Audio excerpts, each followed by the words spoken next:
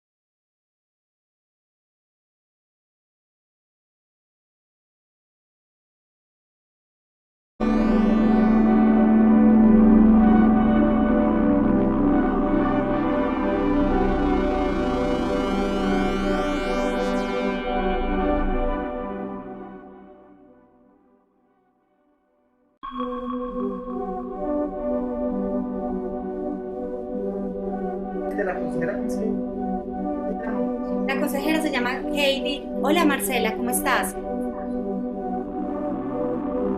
Marcela, Marcela,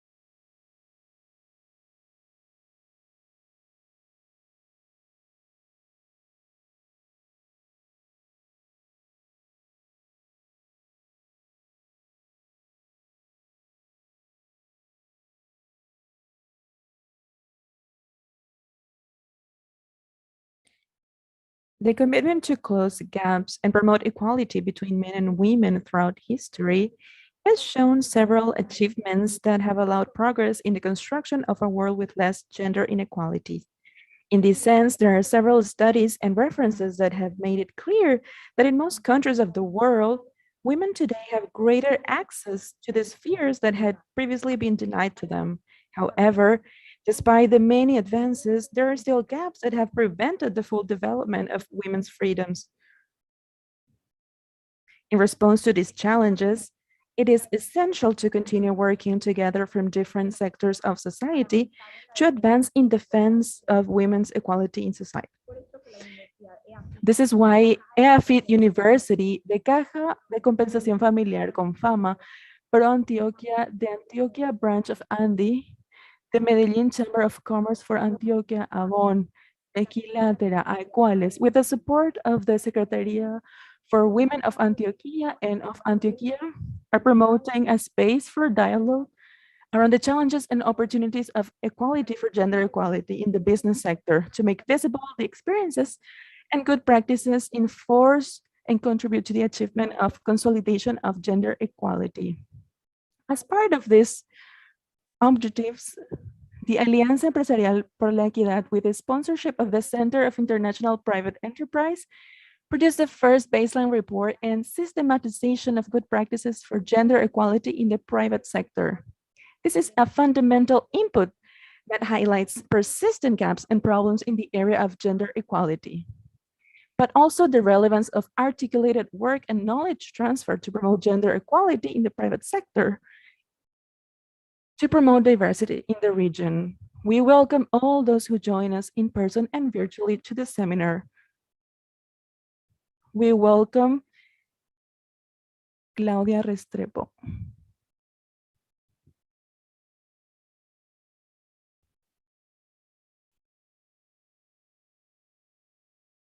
Good morning, everybody. First of all, welcome. This is your house, EFIT. This morning, thinking about this alliance that I had the opportunity to leave when it started in a different house. In that moment, I was the responsible in Confama, and I met Adolfo back then and Andy. Oh, I hadn't seen you. With everybody that you see here, colleagues, and I think we can say fight. There,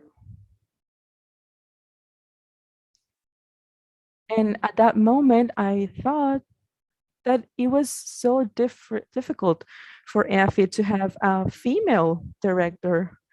I have to confess that when I was participating in the process, I had so many doubts about becoming a female director.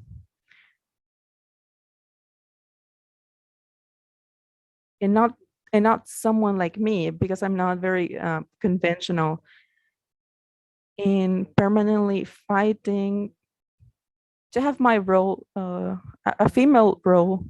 And I didn't want to make the role very male, and that is not easy to do, because I come from a generation that was absolutely unaware of gender differences. And in the moment when I started managing the institution, I can say that all the questions about gender were not included in the agenda. They were not asked in the university, and they were not part of the reality. And I have other other realities besides being a woman. I have curly hair, and you don't know what that means. That meant I had to straighten my hair to work,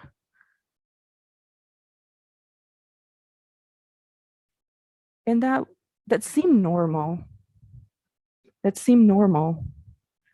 Those things that seem very small, sometimes you don't really think deeply, because you think they are maybe silly. If we win more, win less, earn less money, if we if we have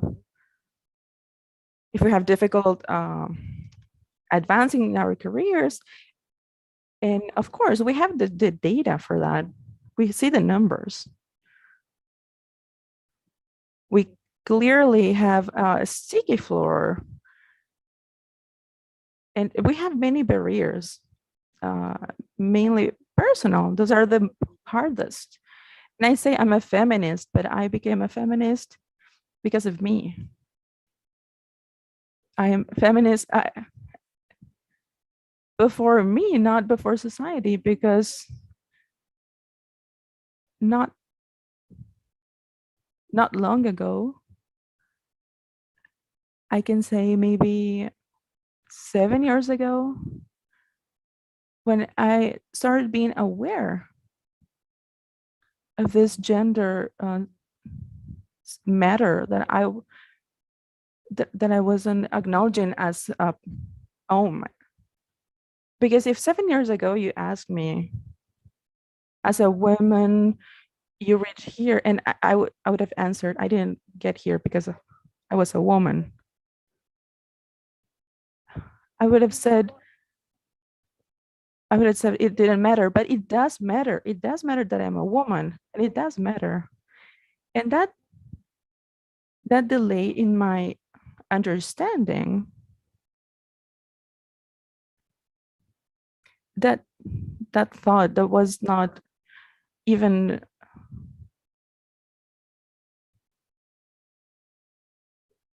and we were talking about it, and that was so normal, because we were studying here, we were MMC, we were students while we wait for marriage.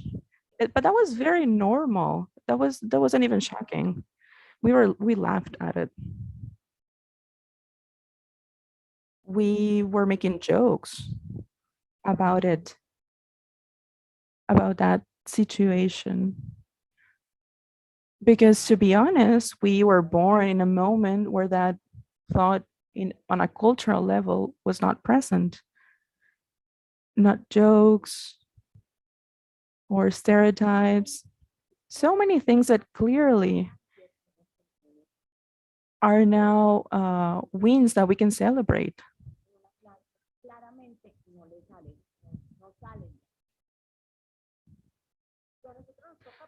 And we are in a position to learn because we are older teachers from an older generation, and that it is normal. We have to learn, and we are learning. And when we talk about gender policies, and and and most of them are directed to these things that are apparently normal, that in the past did not have any kind of effect, that we were not really understanding that, and today is just unthinkable. And I celebrate that, but acknowledging that is not easy for an organization. Today, for us, universities signify a very complex relationship with teachers, and because of the gaps, and not just gender related,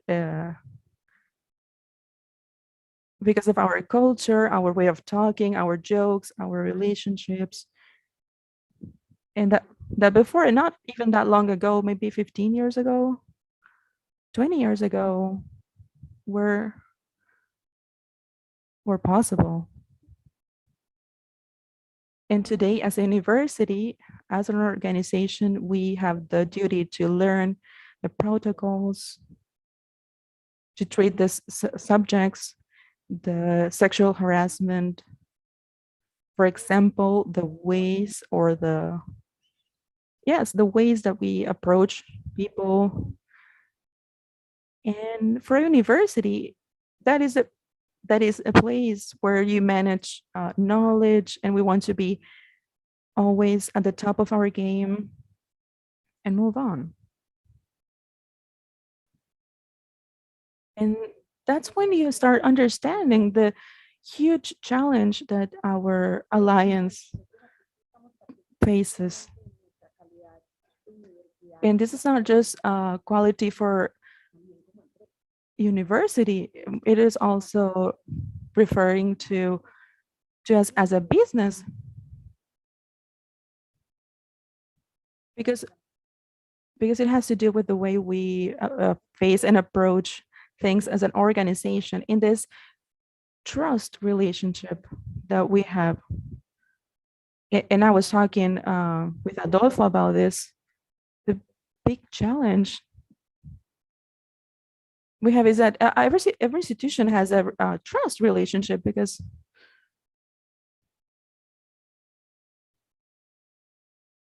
everybody, when we trust someone, we are becoming vulnerable. In universities, that happens 1,000 times in universities, because young people are trusting us. They are giving their lives to the teachers, giving everything. And that really forms the way we understand the matter. Particularly, there are these concepts that we have to learn how to make work in the university. So in this context,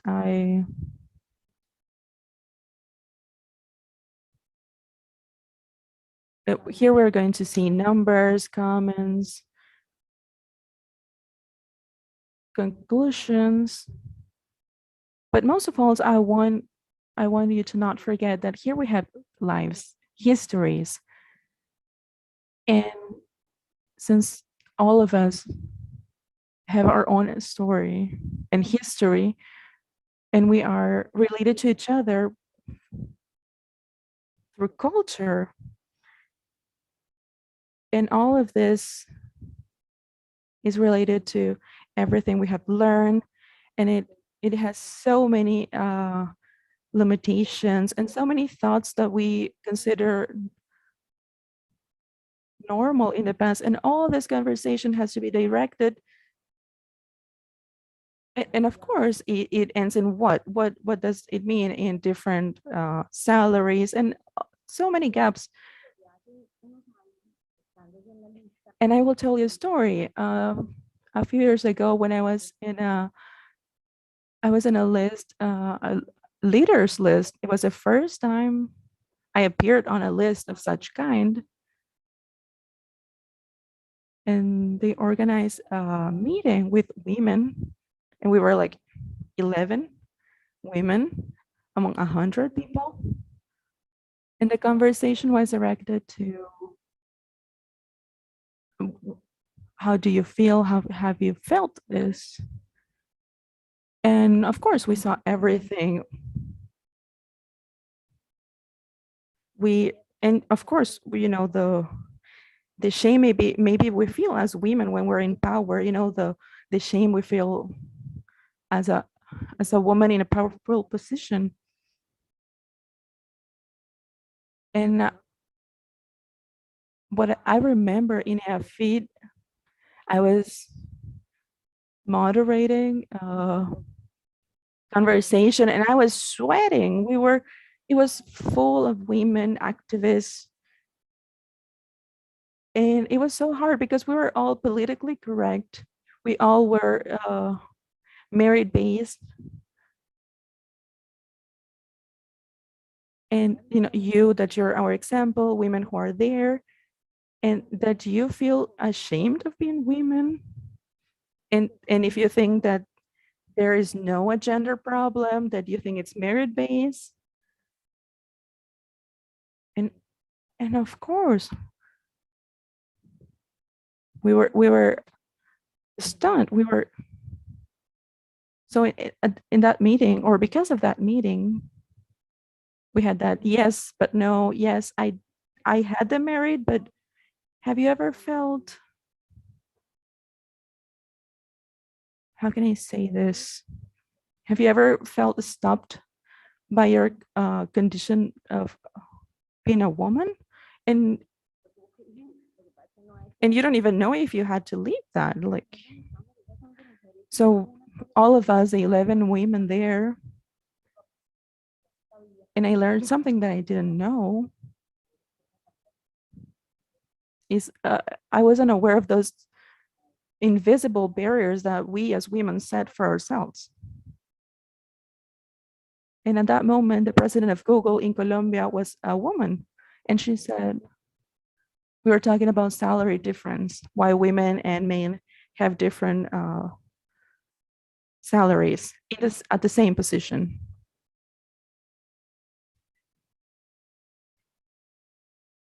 And she was saying that when she started knowing her teams, it was impressive. It was with every man that she met was showing how valuable they were, how important they were. And with every every woman that she was meeting in the team, they were welcoming.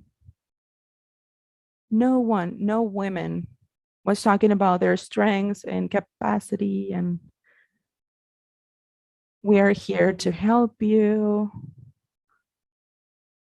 So I was saying, so are we women not able to ask for a raise? Or if we have an offer, we say, okay, we accept it. It's perfect. We don't need anything. Are we unable to negotiate? So those gaps, and then you think, I, I don't think any president will come and say, okay, I'm going to pay you more. But what it's clear is that if you're negotiating a position, the one who is there is not starting the negotiation, you end up at that place. But if you are there with someone who is debating, and of course they are always ready to negotiate if the talent is what they need. So on that note, I thought I have never negotiated a salary. Every time they say a money, a number, a salary, I say yes. And why do I tell this story? Because with this alliance, we have a gigantic duty for to con to change this history and these findings, to convert this and have women understand this. Because we can be active and we can understand it rationally, but emotionally and culturally, historically, we have so many limitations. And that's when you visualize and you see the companies and organizations, is when you meet the barriers. Perhaps the bigger ones are more aware of this, but maybe the smaller ones are less aware of this. We are less active when it comes to understanding this. So what I can say about this is that it's our duty. It's our duty to see, make it seen, make the barriers seen, be seen, because I don't think I'm ignorant, or I don't think I didn't have the opportunities to understand. I'm 46 years old, and maybe 8 or 10 years ago I started understanding this history. So if I set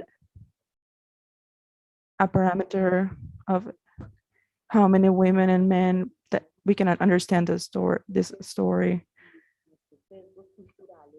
all this cultural uh, limitations that we have. And that's why I think these studies are important, because we need to know what's happening, and we also need to make it seen, make it be seen. And our goal is to understand how we can be a little bit more active and become activists, because these are not rationally workable. It is not going to have a solution by thinking, because if it were for education, women would not be voting. We are voting thanks to the resistance for culture,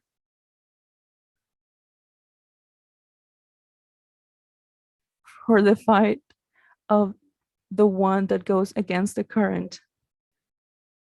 And when you have to walk between education, and I mean education,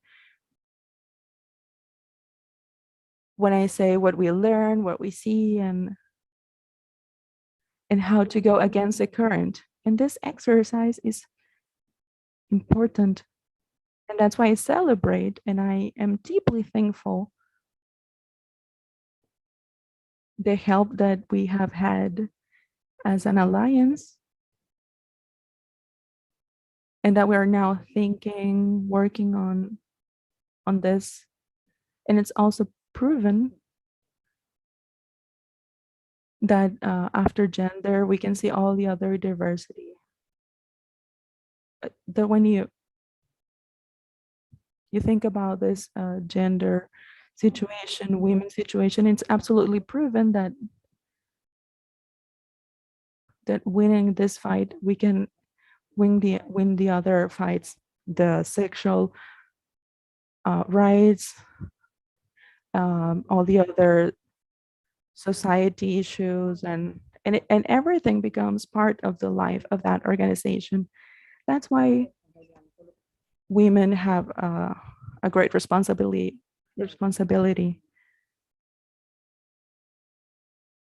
not just with our wins, but the possibility that we have of breaking this historical barrier. And with that breaking, we open a new opportunity. And it has been shown that these companies are more strategical and have a better vision because they are constructed with better foundation.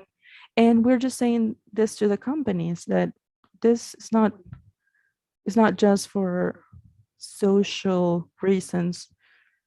It is also economically interesting. This works for companies. Diversity increases the value on a social and economical level to the companies because organizations that are inclusive are organizations that are able to think better, are more sophisticated. So thank you very much. I wish that this is very good for everybody. I will stay here just for a while, but I will pay attention to what happens. And I really want to stay here, but I have some academic commitments that I have to attend. But I wish you a very good day and I wish you success and that you have new practices and visions. And thank you very much.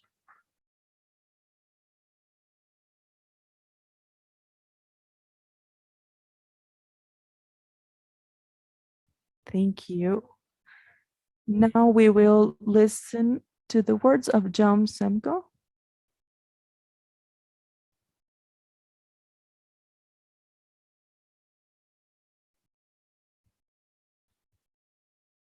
We're now ready to listen to the words of John Semko, Regional Director for Latin America and the Caribbean at the Center for International Private Enterprise, CIPE.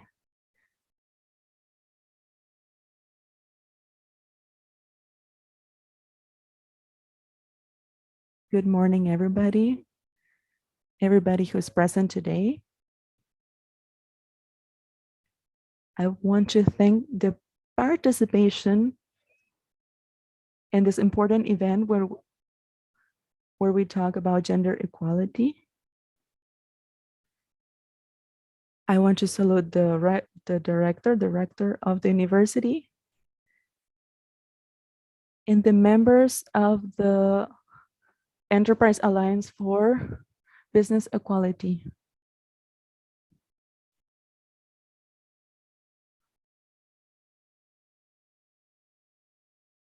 And also Angela Maria Vélez, director of the Office of CIPE in Colombia, who made this event possible. In the name of CIPE, I want to thank the participation of all the presenters today and panelists today. CIPE is one of the four main institutions of the National Fund for Democracy, and it works with funds of the National Congress. From 1983, works with every areas to construct a more democratic situation, democratic society. Now, CIPE is in 4 countries, including our office.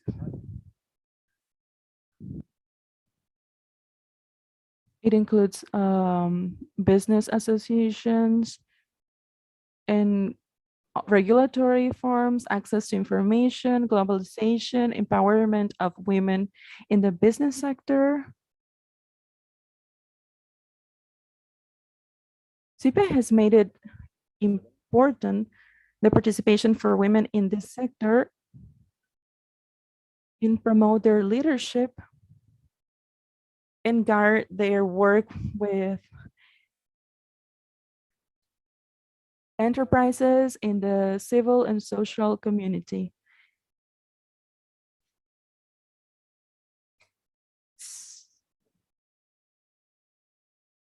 And they work together to promote the knowledge and everything to include in public policies in order to work for right equality and opportunity for women in the sector. We will present the results of the project, the activity of gender equality in Antioquia, and gender equality in the private sector. How we see today, the products of these projects are fundamentals for big, medium, and small-sized companies in the region, and that all the policies can be put in practice with the highest standards. And I think it's going to be available in Spanish and English, and it's going to be promoted in different instances. We hope that we continue work together to empower women as business women and contribute to the development of and democracy in Colombia. Thank you very much.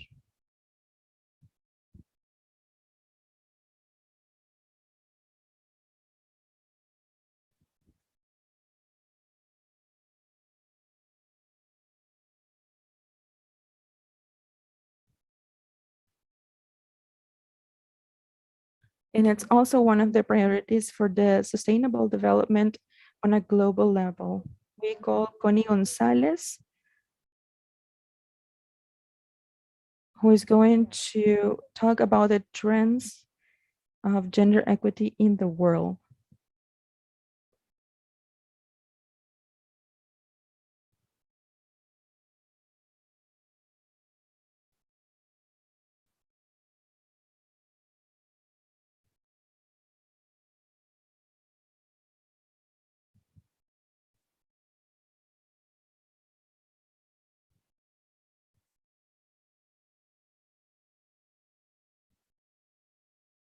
Good morning.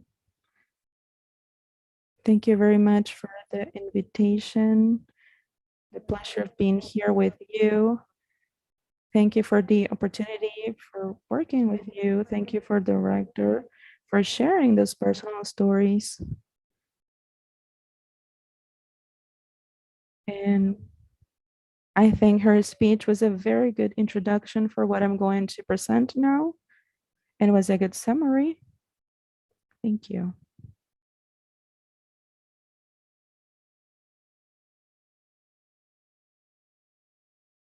And how you said, when you start thinking about how did I get to this point in my life, what are the barriers that I found, the voices that have spoken to me, and then you start seeing the data that we have, but also the opportunities that we have. So thank you for this opportunity. And I'm going to show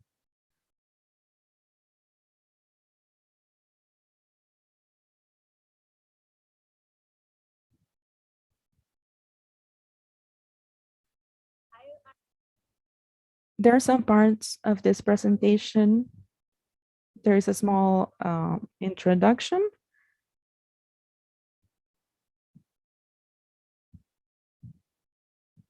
And I want to show some statistics. And I don't really want to stop a lot there.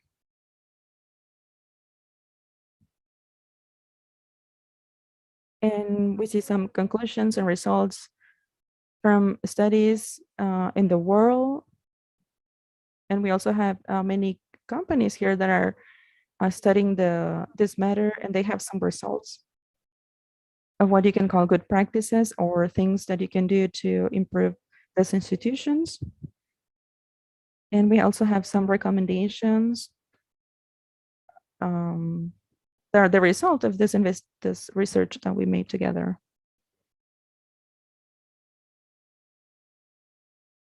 So to talk a little bit about this center was founded 4 years ago as a consolidation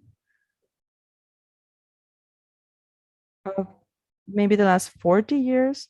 Oh, 40 years.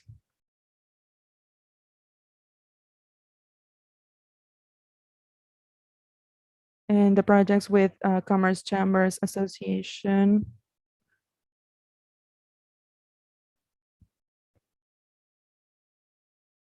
And we have global projects that and we're working in many countries around the world.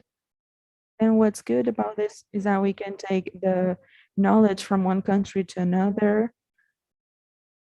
And just how John was saying before, the results that we have here in Colombia, we are sharing this with commerce chambers in other parts of the world because it's important information and the criteria that have been defined through these studies.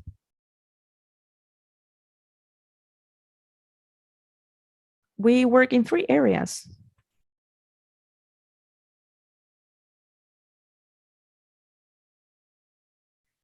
The first one is form coalitions to unite women, and we work with business women and companies, and we try to make them more powerful in the society. We also work with leadership capacities in communities and wherever they're working. And the last area is the third one, create a network because we see there are shared experiences and one thing that affects everybody is to have the opportunity to share this experience because we have so many things in common and we can learn from everybody. How do we do these 3 things? And here we have an example for each of them. In this Center for Women's Economic Empowerment, we support women and this is a process and a product where we have association of business women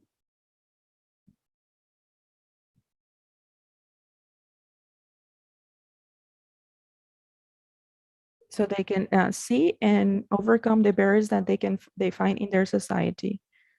So we see what are the biggest challenges for business women, and then we see what the recommendations for the governments are in order to make changes to improve this. And this is exclusive for business women. In Bangladesh, that resulted in more than $93 million for women through all the process. And it also helped making business agendas on a national and international level, many countries in the world. So in the second area, we see a resource center for business women. We are opening one in Guatemala, which is closer to Colombia. The first one was opened in 2016 in Nueva Guinea, and it's a physical center where business women, they can go there, access resources, training sessions, and so many other social services that they need to start a business or make it grow. And we have another one, the third, we have one in South Asia. We are working in Nepal, Sri Lanka, Afghanistan. And each of these partners that are women chambers, they have the opportunity to work on business opportunity, business agendas, and learn more. So how I was saying, I want to thank this Alliance for gender equity and all the partners of the chamber and all the other members of the Alliance that have supported us during the process. They have given us the space and the opportunity to make this study. And I know farther ahead, we're going to give details, but I just wanted to take a moment to thank them.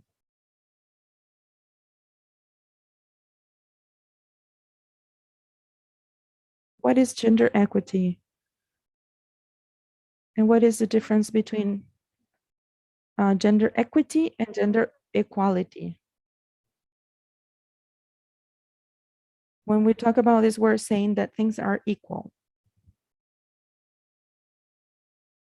What if I give the same bicycle to every people in this room?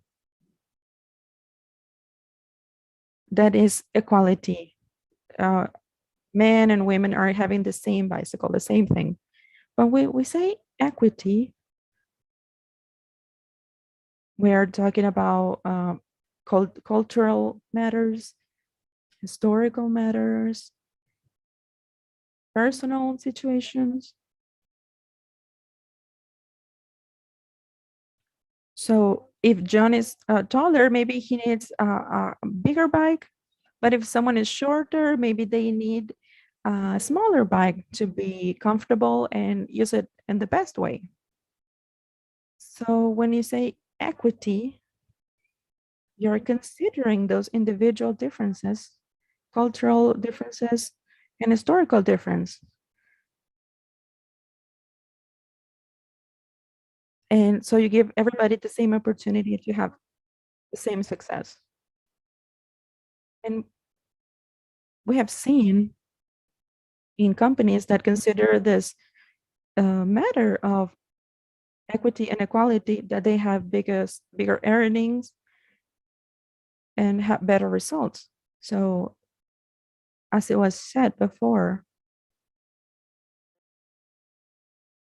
when you consider inclusion, of course, it has a very real economic result.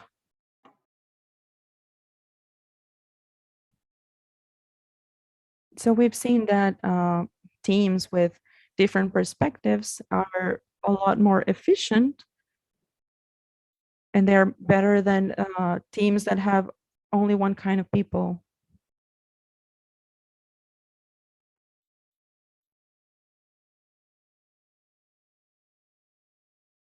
This is also important because it has been defined as one of the objective of objectives of the sustainable development in Latin America. And it is to make sure that there is access to health and that is one of the challenges we're still finding on a global level, like salary gaps, gender violence, sexual harassment, access to warranties when it comes to credits, cultural norms that gave us limitations, and the small participation of women. And all these things that I'm saying are more drastic in Latin America. When we talk about gender equity in the world, here you see it goes from Switzerland, that is on the top of equity.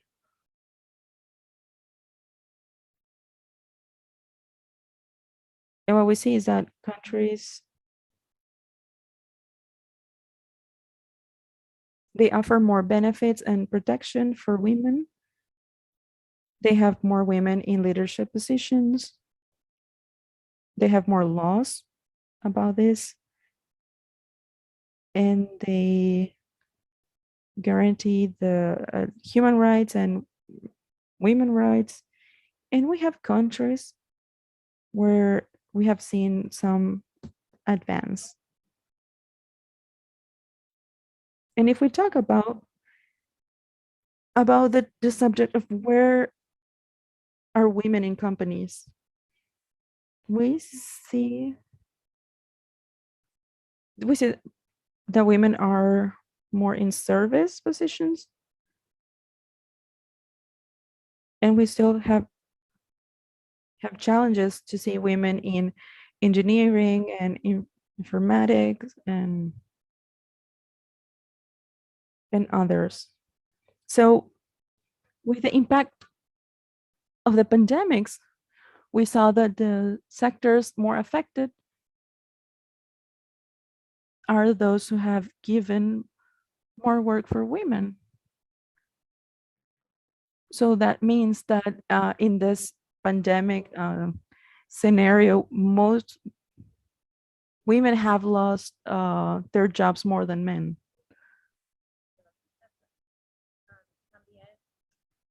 We also see that in the health sector,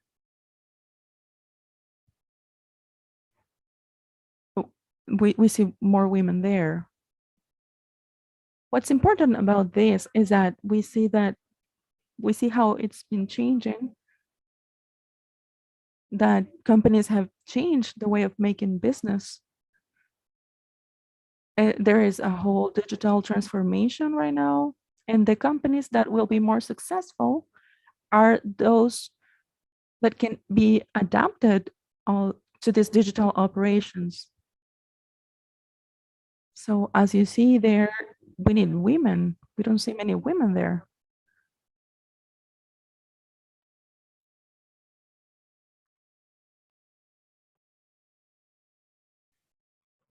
When we see leadership positions, we see a big gap. When we see owners of companies, and we see more men than women. What's interesting about this world is that if you follow this graph, you see all this senior positions, and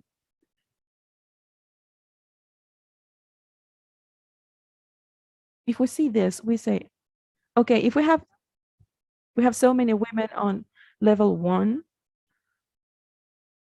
how do we get these women to advance in the career and get the other positions and the other responsibilities? What's interesting is that there are so many studies from Harvard and other universities that show that women can have better evaluations, but for cultural reasons, are men the ones who are seen as the ones who have more potential. But if you compare that to women, women have better scores when they are evaluated, but they are not seen in that way. This is very important to say and see, because then you can do something with this information. So I'm almost finishing with data. Here we see the gaps. What's a gap? Gender gap. It means opportunities of access and management of resources. It can be social, cultural, political. It can be education, health, participation. So we have this we see Latin America on the left, but we also have the number of years that we think are necessary to close the gaps. Because we see it is 72%, the gap is of that, but we will need 68.9 years to close the gap. And what we've seen with COVID this past 2 years is that 12 months of pandemic have increased this gap in 16 years. So now for 2021, we're thinking that we will need 140 some years to close the gap. And that means we have a lot of work to do. Here, I want to show an example, because sometimes when we talk about gap, it's difficult to understand what we're talking about. And a very good example is salary gap. If we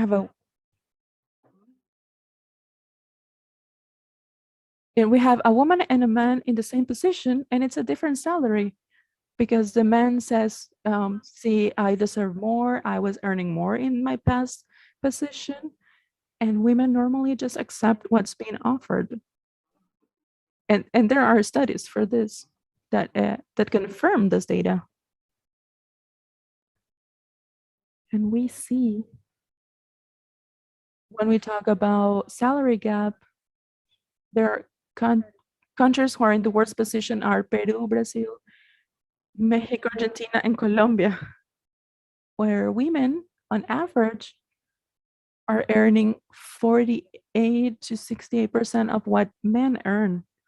That means if a man earns $1, women are earning 49 cents, basically half. And that's culturally related to that thing of not asking for more, and the global progress has stopped. And we saw that with COVID, the tendency is to continue like that. If we talk about the last years with COVID, here we have some of the challenges that we face, that we have more women in those sectors that are affected, more women losing their jobs.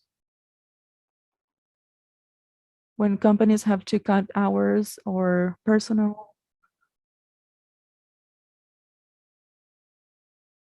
there are more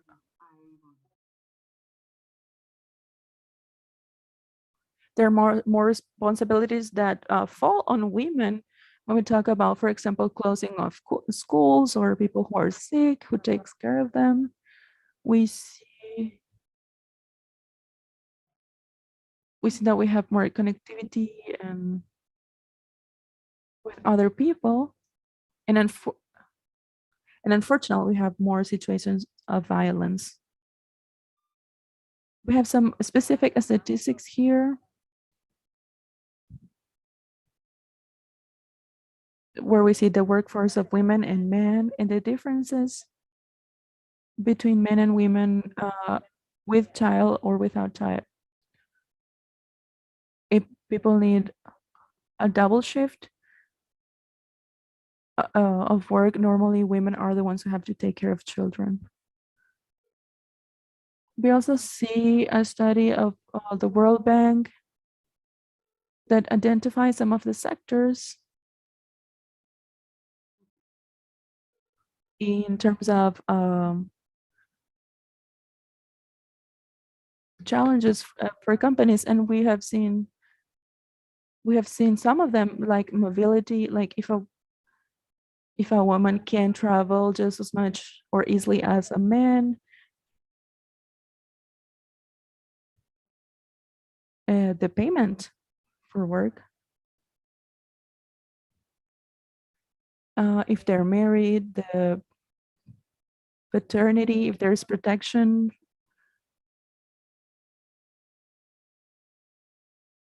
for example, and if men and women can access credits in the same way.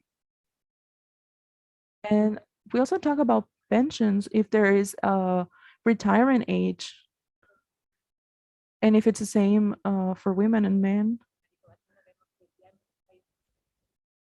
And I think in Latin America, there are many countries who have this situation, and there are laws related to that.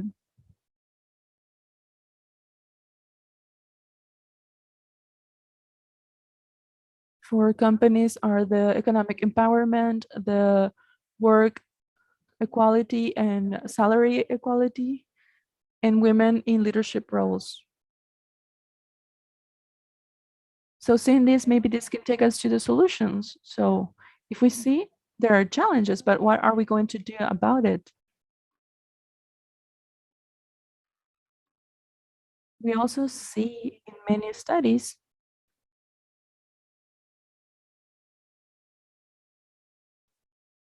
that for big companies can and have to and must be the promoters of change because they can have agreements, regulation, policies, and all of their guidelines from their main companies, main office, they can be implemented locally. Because normally they have policies that are more demanding than local policies. So that's an example, and it can be an example for other companies in the country. So here we're asking ourselves, what are we going to do? And just like the last study with EAFE University, we have some recommendations that we can focus on for gender equity. I think it's important to start with eye diagnosis because how we were saying in the chamber last night, we need to know where we're starting off.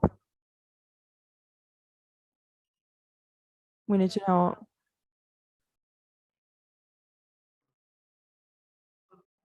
how they are on equity terms when it comes to gender diversity, because when you know that, you can measure, monitor, and set goals. We have talked a little bit about the advantages of women leadership, and we have seen studies that show skills that make a better leader. They have emotional intelligence, communication skills, problem solving, take initiative, integrity, and honesty. Those are features of a good leader, and normally women are better at this. So when you include more women in these work teams in the companies, you have those results. And these are visible results.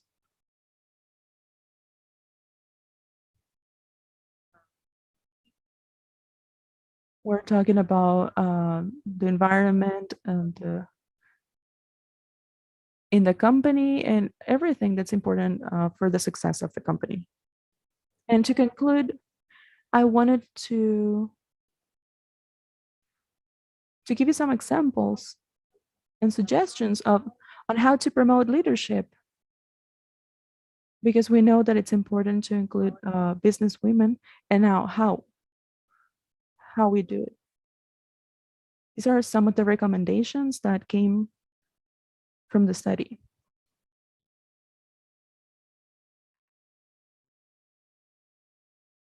And think about what policies we need in the company, how we're going to implement this, how we're going to promote this, what kind of social situations we have to make happen? What are the needs individually and personally that women need to advance? And we see that there are some success cases for in companies that have applied these policies and they have had good results. So that is part of this too. And here I leave you with the page of CIPE or SIPE that features more studies where we can see the situation of business women in the world and other things. You can contact us and we will gladly share more information and we can talk in more detail about alliances and possible actions. So thank you very much for your time.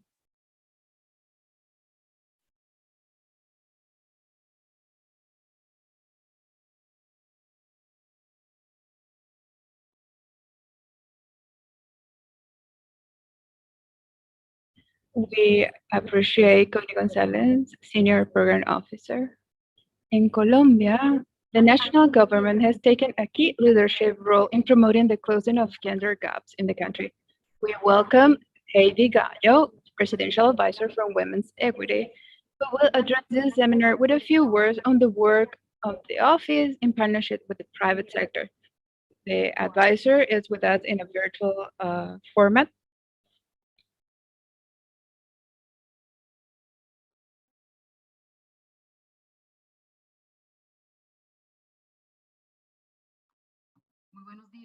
Good morning. Can you hear me?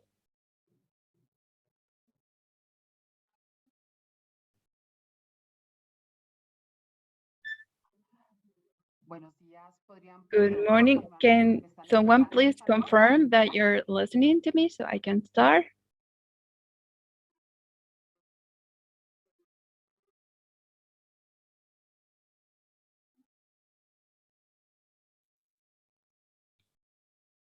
Perfecto, me indican que sí están Perfect. escuchando. Well, first of all, I would like to say that I'm very happy to be able to participate. I hear I heard echo.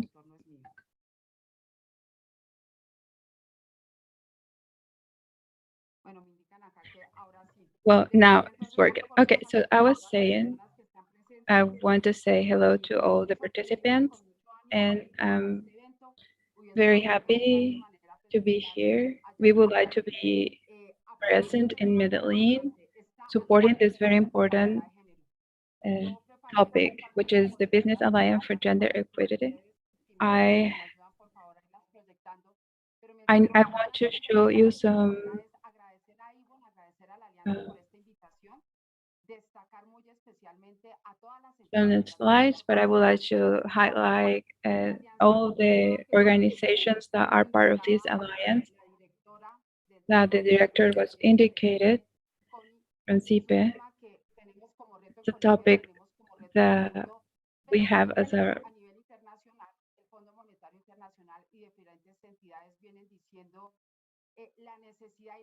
we see the importance of including more people in economy. I understand that women are the protagonists and the engine of this commercial reactivation, economic reactivation, and under our leader Duque and our vice president, it's the first time that we have a policy in the government that it's a state policy to provide some opportunities in general for women, economical specifically. I would like to say something. This policy has 5 axes: more women in the economical sector, more women in politics, more for peace and security because we understand how important that is. About fears and violence against women and have more institutions as well for women. So I would like to give you a 30, 60 degrees perspective. And I will present you the first person that created this policy. We leave a policy with a seal of a women, so women can have more opportunities of entrepreneurship and employment. So our first action, more entrepreneurs are women. We have more than 804,000 women that we are helping in their entrepreneurship in the rural area and the urban area. And how are we going to follow up with this so they can have a market vision and some stability and sustainability, and at the same, those companies that are led by women can generate improvement of life. We have a policy that helps as the associations of women to structure their entrepreneur, then how they can make a society, a formal company, and then help them to make them to be successful, and then to pass the valley of the death that entrepreneurs usually pass, and that takes a lot of part of our budget. Then we have the purchase. The companies that have leader for women, that leaders are women, have to have fundamental instruments. One of them is, and is in the law, we included that all the authorities have to focus with this. We work with the structuration of women entrepreneurship. Several states and governors are already implementing this, and it has like 150 million pesos, where 60% of it it's to fund women and companies. And with all of this, the country was selected to be the first country in a world level to create a social budget to support initiatives that has to do with women equity. So we want more women leading business, and then we want more women in the employment sector. By the end of October, thanks to the strategy of reactivating economy that was implemented in national level, and you represent the 15% of our GDI. 54% comes from a women, and that's a very important news because we have a trend in which we were the most affected. But thanks to this package of economic policy, we have more formal employment for women. That's very interested for us. That's why the help for the small and medium companies are important. And what are we continue to do to close this gap? Because we are aware of the challenges ahead. It's the first time in a tax reform that this is included, and I think it's important to share with you that this incentive, so we can have more companies led by women or women that are being employed. The help for the formal companies of the 40%, it's for companies and for women, companies that are led for women. And then we have another help to employ women that are older of 38, 48,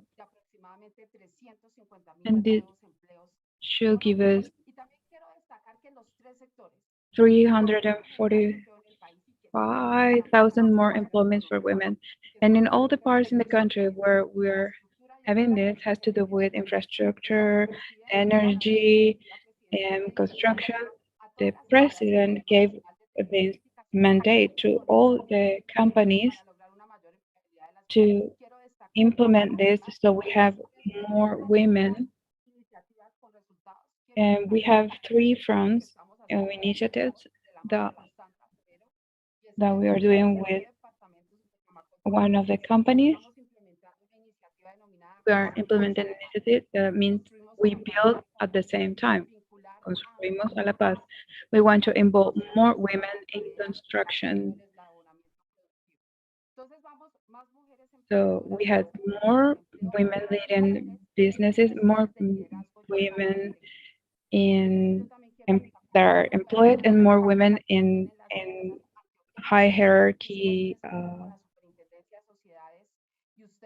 positions. And we did a study, and you are one of the departments that had more advanced, but we have the rest that is a huge amount.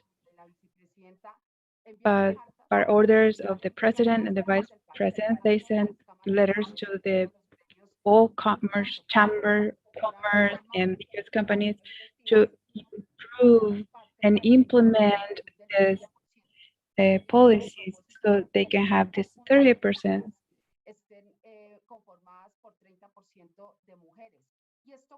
of women. They have to have 30% of women. And the data says that if this is complied with, the company is not only going to increase their rentability, but also their sustainability in time. And this is have a lot of importance, especially during COVID and the recovery from COVID.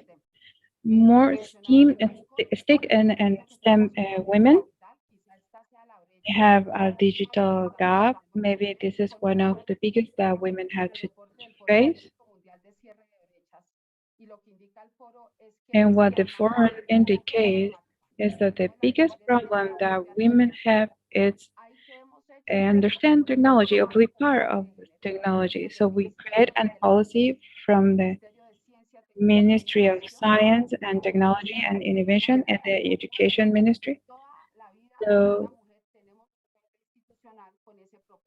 So we can focus on closing these digital gaps.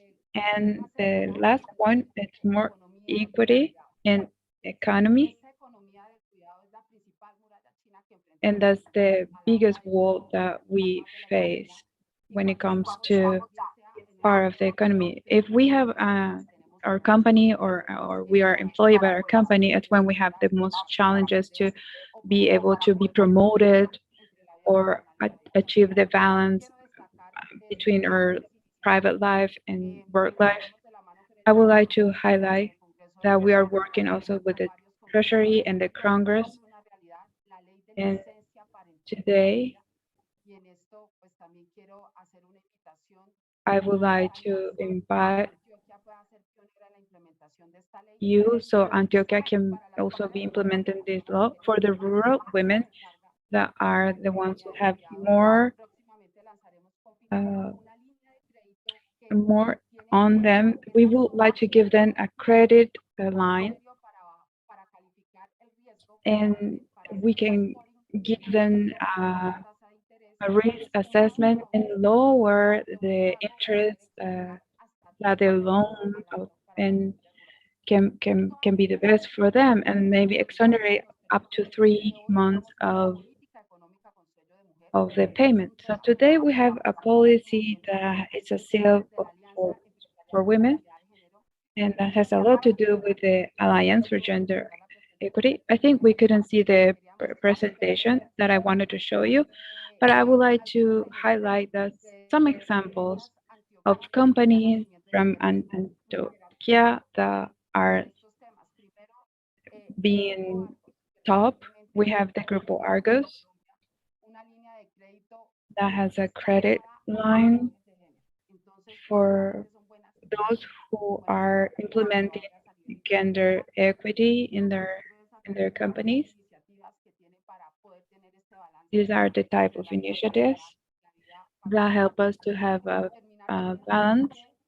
And I would like to say that to be able to socialize with the company,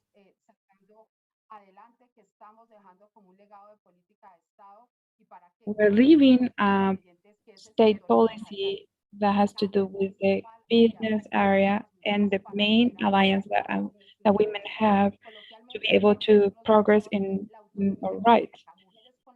The autonomy, when we are able to actually earn our own money, that guarantees many more of our rights. Even if we decrease the violence, we get more autonomy on our economy. We have the less violence. Also, we have against us. So I want to say thank you for this great leadership. Antioquia, Argos, when able, that's very important.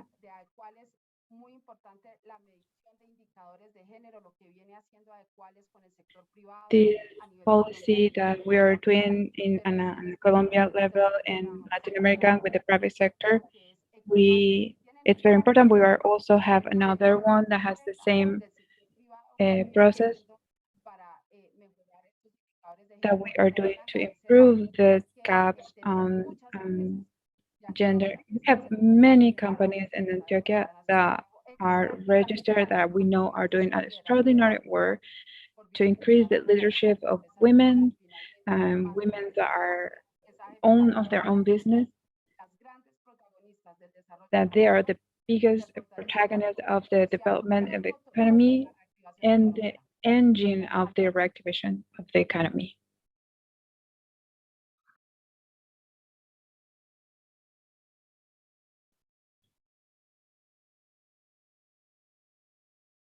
We appreciate in and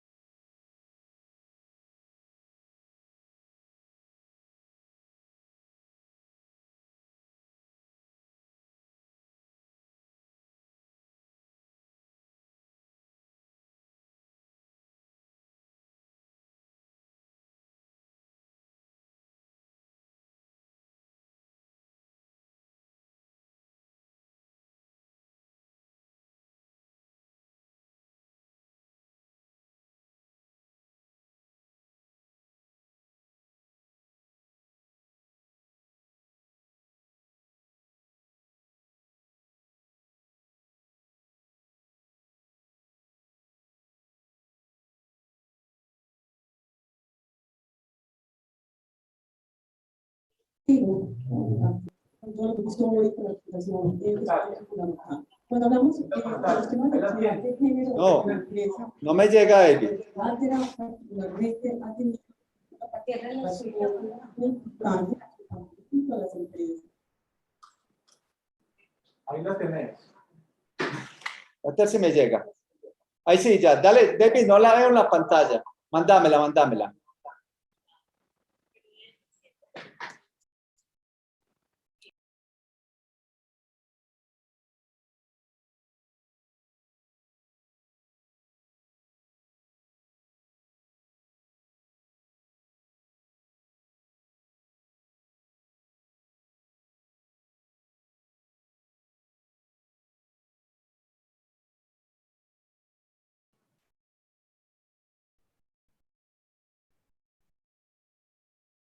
Hola Natalia, ¿me escuchas?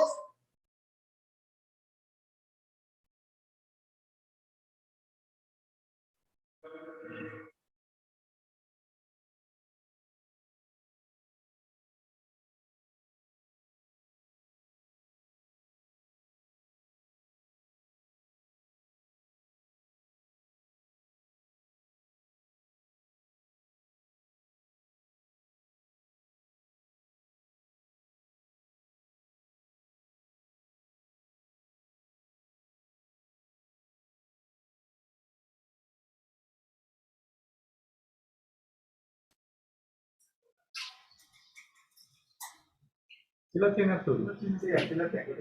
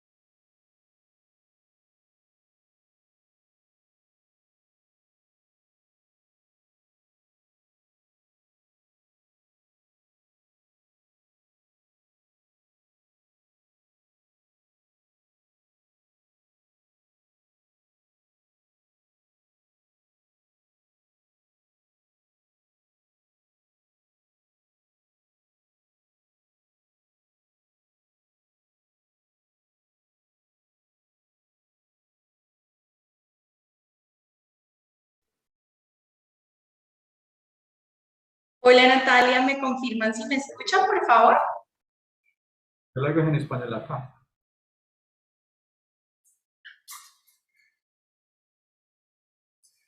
¿Me escuchas, Natalia? Ya está activada. Ya está activada.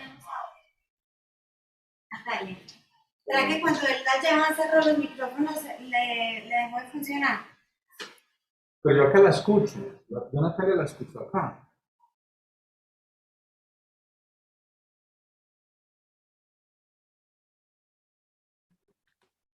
You know this very well. What's going on? Do you know the actions and what the business sector is promoting, what is doing to generate employment for women to solve problems of gender? What actions in specifically can we know through the experiences that you have?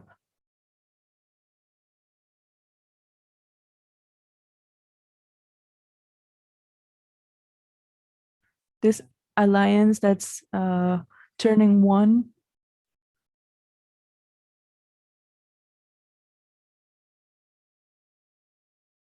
And with that, with those numbers that are really scary when it comes to gender equity. And I think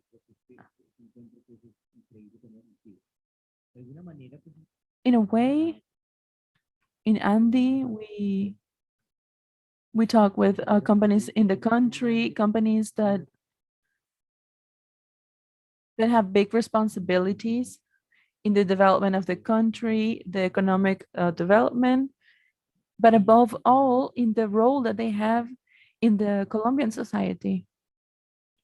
Companies that are part of this sector know that we still need to do a lot more, but we have seen that they are maturing in their practices and in changes. I would start by saying that after measuring everything and knowing the data with the allies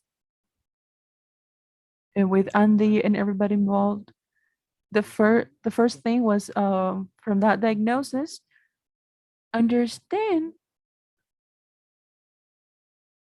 that we had to know more internally and understand the participation of women in the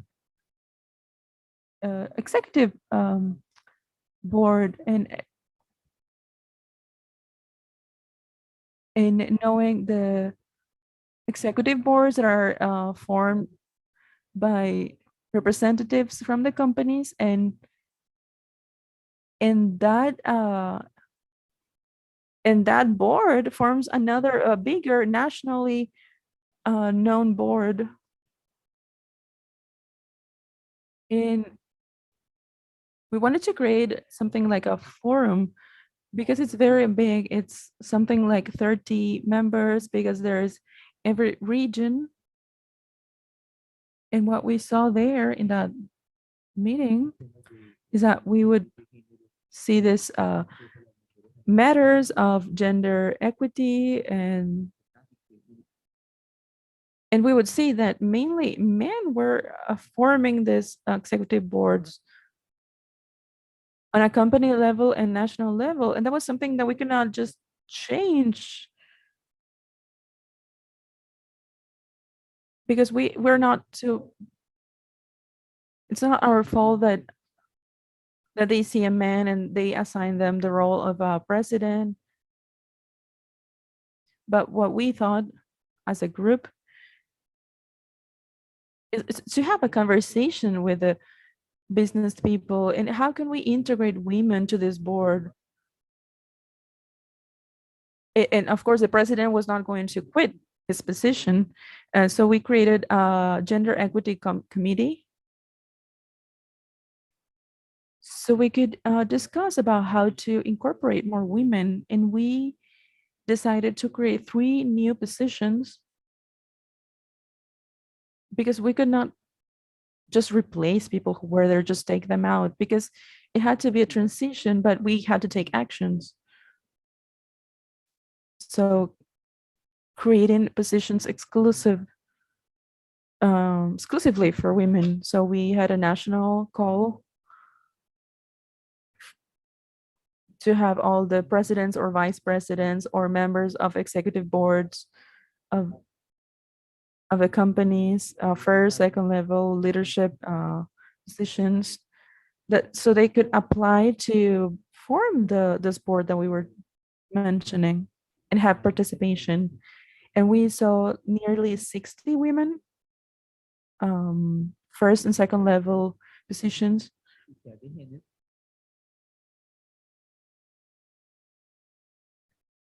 And this equity committee that was formed by these companies, they evaluated the profiles, see which ones were the best. It was really hard, but finally they selected 3 wonderful women, and they started forming this board on a national level as an action to improve that problem that we had. That so with this, we could see that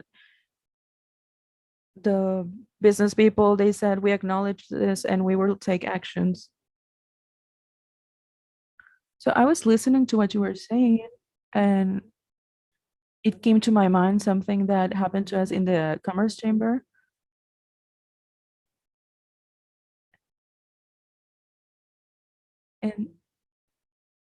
And we were talking about the difference between equality and equity, and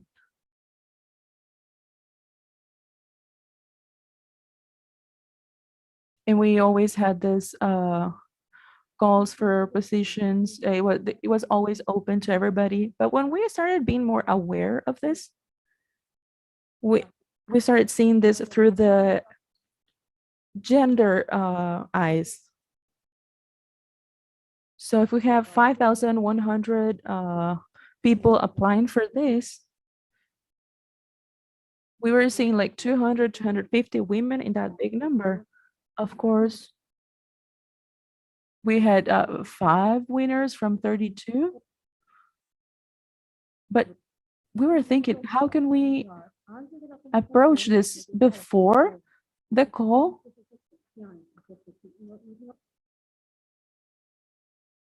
We have to build a trust process, and we have to take responsibility of this process. And how you as a group, you can Hola, make a Nati, change. ¿me And we're here with escuchas? Nati. Ay, qué Can you dicha. hear me? Yes, we can hear you. Bueno, nos acostumbramos a este nuevo sistema de trabajo entre lo We presencial are y lo getting used to virtual. this new system of Mil work gracias a with the Mónica, a Alejandro y a Natalia virtual por work. compartir este Thank you, espacio. Y everybody. bueno, por fin. Finally, Natalia has been working with ranking par, and it's a tool for diagnosing the equity situation. And one question that we had is, why is it important for companies to acknowledge this matter? And also, what are these first actions that you need to take Bueno, responsibility for?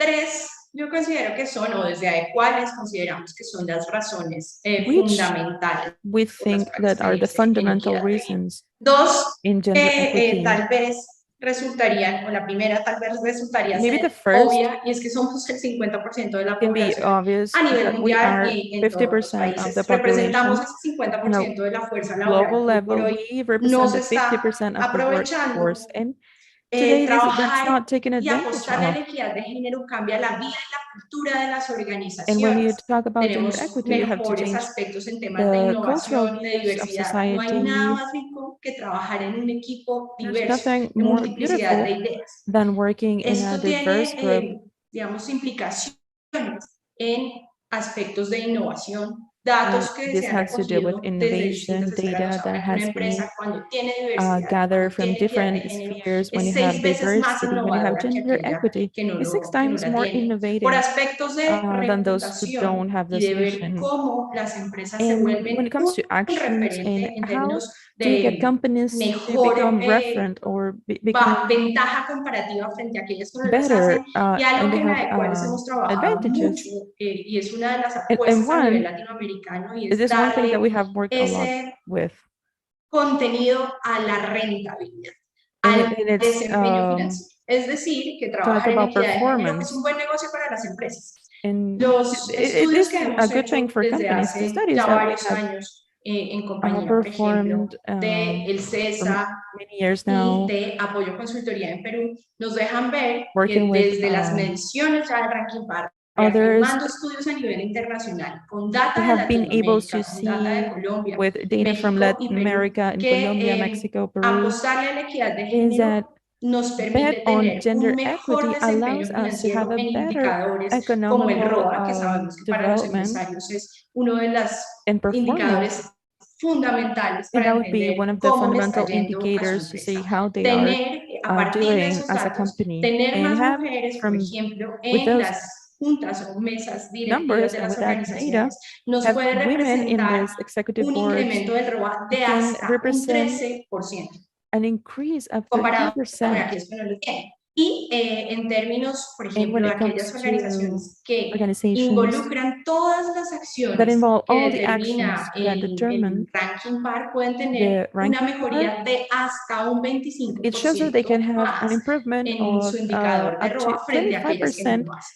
Entonces, hay muchos aspectos en So there materia are so de many derechos aspects when it comes humanos, to de human rights, responsabilidad, de reputación de las empresas, que responsibility, sabemos que es un factor and muy importante we think en it's a la very important sostenibilidad factor social in de las the empresas. Pero sustainability of these definitivamente companies. el But tema definitely, del desempeño financiero de when las it comes to the organizaciones, porque las empresas financial development tienen and performance of esa companies, finalidad, because that is es the target fundamental that is apostarle a la fundamental equidad de for género, además de los companies. demás It is beneficios very que important and representa. crucial to bet on gender Y equity. en cuanto a cuáles son And esos primeros pasos que deberían if we talk about the dar first las steps empresas, that además de companies medirse, should take y after aquí quiero hacer measuring, un punto importante, and y here es I want to lo ideal es tener una mention is that estrategia completa en ideally we materia de would equidad. have and Medirse companies would es have una de las a acciones, porque lo strategy que no se for mide gender equity definitivamente no se puede based on gestionar, measurements, pero hay because que what you don't involucrar know you cannot la work equidad de on. género dentro de la columna But you vertebral, have to put el gender ADN de equity nuestras empresas, at the así como hacemos core of the planeación company. estratégica, It has tenemos to una be on estrategia en ventas, the en DNA. You have to finanzas, find en it talento humano, in tenemos que human tener talent, una finance estrategia strategies. en equidad de género. The same way we have to have Medirse, a gender saber equity desde dónde strategy. estamos, cuáles son nuestros We need to know avances where we anuales, are. por supuesto, fundamental. Pero además That is de eso, los fundamental. primeros pasos, y no importa el tamaño de la empresa, es It tener doesn't matter the un size of the comité, company. un What is responsable que se important is to encargue have de a impulsar, committee or a hacer seguimiento responsible en that, materia de that is equidad de in género, charge of diversidad e inclusión, improving puede ser and monitoring gender tener una equity, política, un have a mandato, un policy, compromiso desde a la alta commandment, a dirección de las commitment organizaciones que nos at the permita highest levels permear of y the saber cuál es esa organization visión en el corto, mediano y largo plazo en that materia de equidad de género. allow us Y to una see what's política our sin un plan de acción goal, definitivamente no short, va a mid, and long poder term. seguir. Tener un plan de acción, tener KPIs And it's important concretos, to have an action tener plan, esos have goals, indicadores de have medición de avance indicators o de to see the improvement oportunidades de mejora, es lo que or nos va a opportunities for permitir improvement. And that's what's saber going to en dónde allow us estamos, hacia dónde vamos y cuáles van a to ser see where esos we are retos and what principales. the Entonces, yo creo que challenges esos son will los be. aspectos And I think fundamentales, these y are en the materia de fundamental equidad de género aspects. también, When it, adicional a lo que hacemos in en gender otros equity, aspectos o en otras áreas de la compañía, es muy in importante addition to everything that we tener do in the acciones company, afirmativas, it is como very pueden important to have ser las positive cuotas y las metas de affirmations, género que nos and permitan they can pasar o be acelerar ese cambio, como decíamos gender desde esta mañana. goals. No es algo que se va a dar de That is, manera natural, and as sino we que said requiere de this morning, it's acciones not something that will come concretas, naturally. It aceleradoras, has to para be llevar a puntos de concrete equilibrio que nos actions permitan pasar that de la will take equidad us a la to a igualdad de balance point, oportunidades. Yo creo que esos serían los aspectos that will take fundamentales. us to the opportunity equality. This morning, In the opening, someone said it was not just a social matter. We can see economical aspects. For companies to look at this as an important point and start talking about gender equity. And how Natalia said what the first actions for companies are. But with those big obstacles,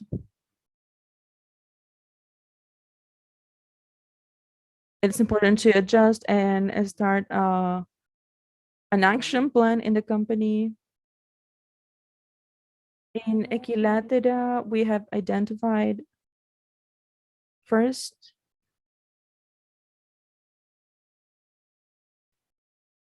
we have this, because with management, sometimes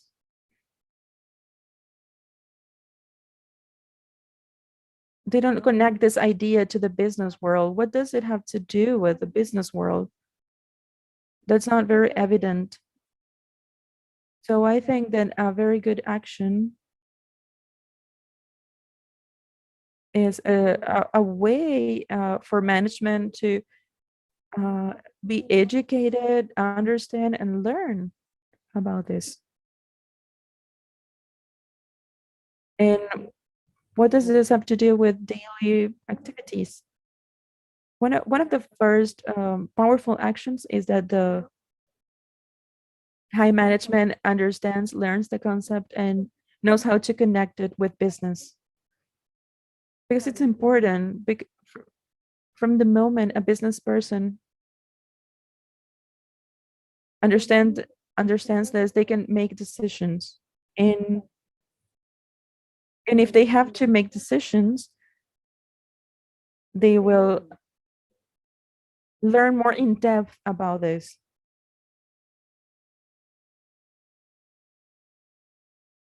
Why do I have to work with a gender approach, a gender equity approach? Just like you said, why should we take responsibility? Why should we take on something so difficult like it is in Colombia, the salary gap? Why should we? No, just don't mess with my salary, right? I have to see why the position is full of men, and it's a culture of unlearn something that's so fixed. But if I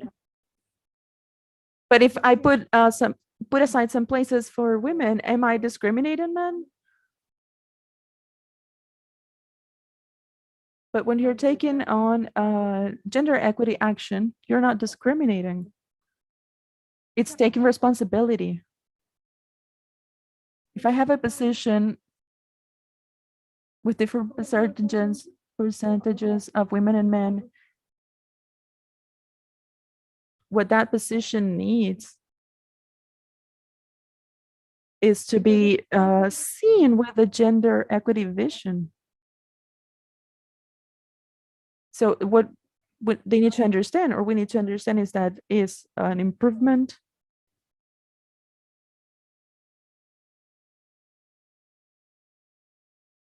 Why would you want that? Because it's going to make you better in the market eyes. And that would be singular to the market, because that would give you competitive advantages. Your employment brand.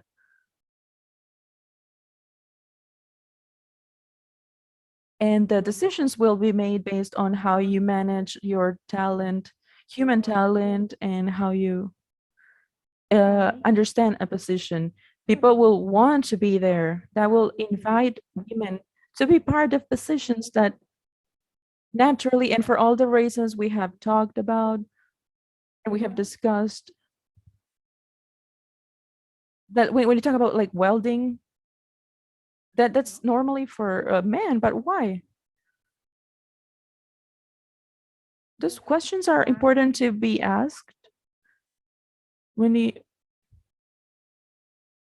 talk to business or owners and start making them understand that this can have positive results. So what I can say is ask them, invite them to measure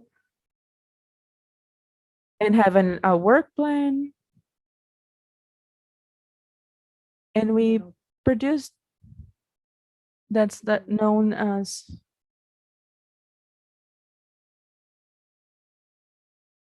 gender equity, that more people in my company live that diversity and the equity. And I think that's the road that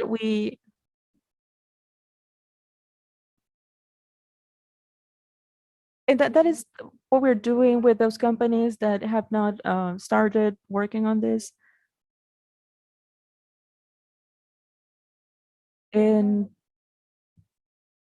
teach them that this is a matter that's really worth the talk.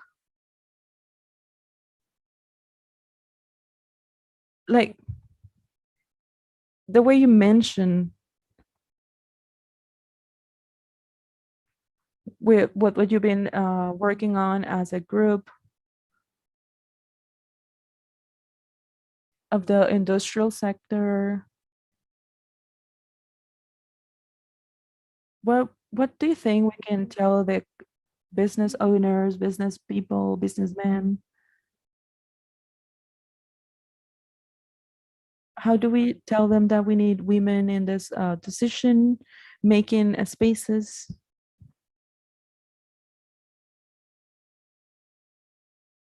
I just saw in the slides some of the benefits from incorporating women.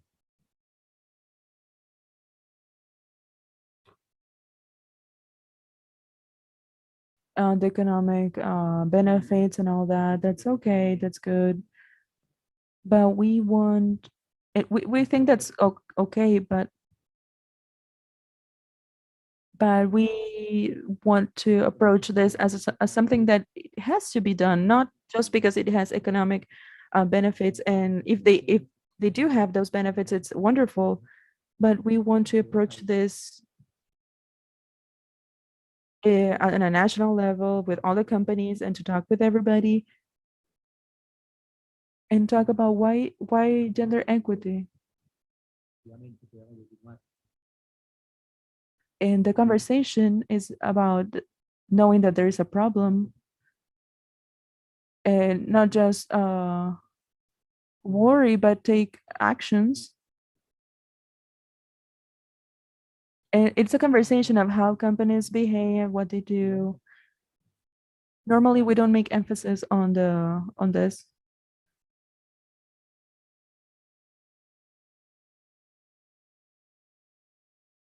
And with this community, I asked a question,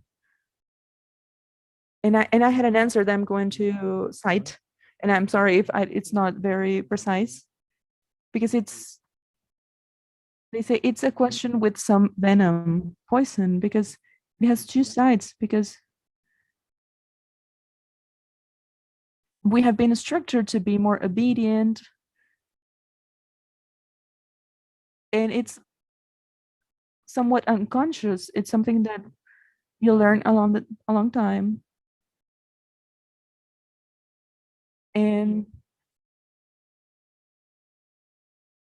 And women are, less corrupt, they're nicer, and it could be a positive thing, but it's also bad. So the question that we make is somewhat problematic. How do we make women to make her more competitive, productive? And like you said, the skills that women can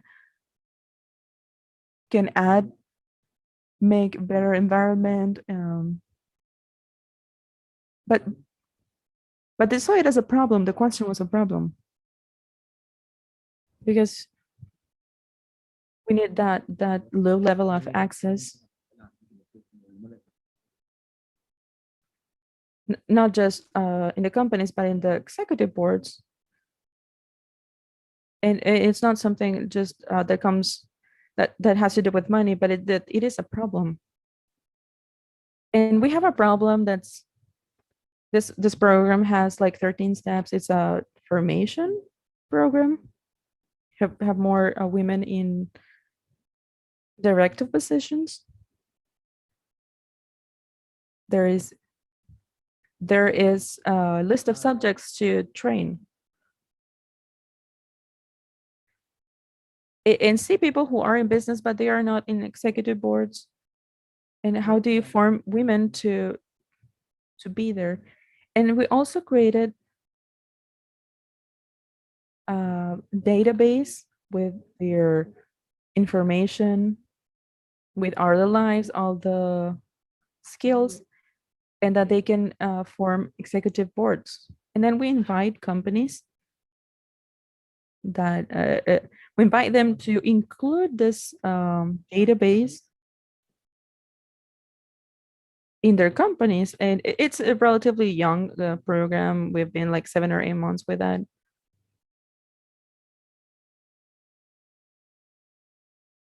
And maybe banks or others ask us, and we deliver this database. And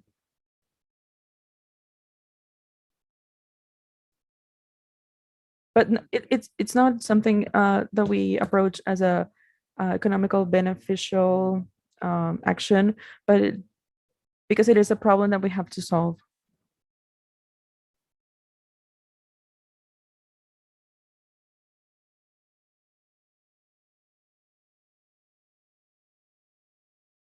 We are going back to Natalia.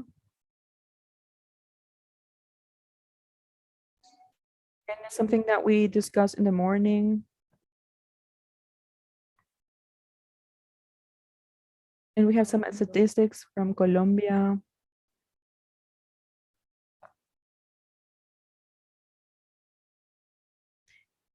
And they show that adult women, they work and they also take care of the house and the care of the children. They have a longer work shift, to say in a way. So with the measurements and everything that you have with ranking par,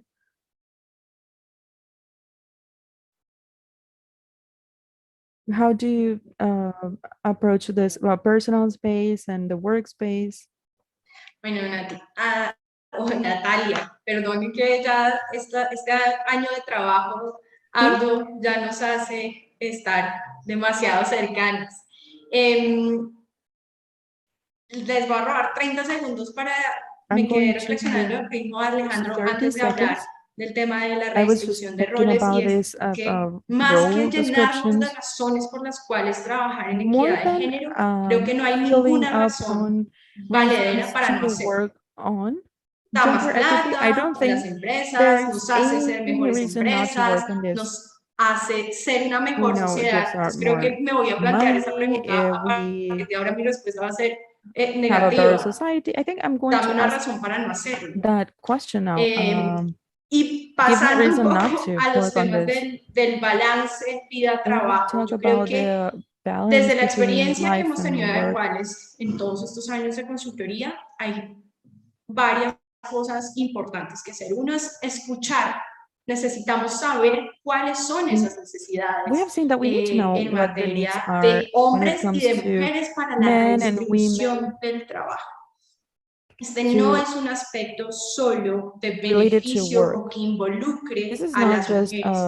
Cada vez más necesitamos procesos de We are entender needing more cuáles and son more sus necesidades, processes to de understand what the formación, de needs are, sensibilización, the de needs for involucrar a los hombres en training, este aspecto. information, Mientras no involvement equilibremos of la cancha men. y mientras no traigamos And if a we, los hombres a esta conversación y les mostremos until we don't también los incorporate beneficios de them and librarse de show esa them carga, de ser the el benefits proveedor, of de no estar being presentes en free la from vida, that en la load crianza de los hijos o en el and cuidado de los participate on dependientes para the aquellas care of the personas house, solteras, por ejemplo. children, Mientras and all no that. tengamos esta discusión y no la If we llevemos a la don't do empresa, that, if we don't va a have that ser muy conversation with difícil them, que it's podamos going to be very equilibrar hard la cancha y los roles entre to hombres y have that mujeres, balance estas between dobles men y and triples women. jornadas. Algunos de los To have aspectos en los some que free más hemos shifts and things like trabajado, hecho that. énfasis en Some things that adecuarles, es en estos procesos we de have worked on acompañamiento tanto a los padres y is a las madres, por ejemplo, procesos y programas having processes específicos and que programs les permitan specific acondicionarse for después de una for época de men and maternidad o women paternidad a este nuevo to allow escenario them de to volver al incorporate trabajo. the Las licencias de workspace again paternidad after some extendida. maternity Colombia leave ya ha or venido paternity dando leave. pasos, el resto de Latinoamérica, de hecho, en promedio lo que veíamos de datos On acá en Chile average, tienen what we saw with entre ranking 8 y bar 10 días de is from 8 licencias to de 10 paternidad days más of allá de la paternity ley. leave Y es absolutamente imposible que beyond law, and en tan that's corto tiempo los absolutely hombres impossible tengan un vínculo estrecho con to form a estas bond nuevas personitas que llegan a la with familia. these babies, these new Entonces, babies in the esta es una family with apuesta just que hace those la days. diferencia. So that is El something that tema makes a de las difference licencias, la when we talk creación de about espacios leave de acompañamiento and para aquellas mujeres, por ejemplo, spaces que to vienen provide de los company temas de and maternidad.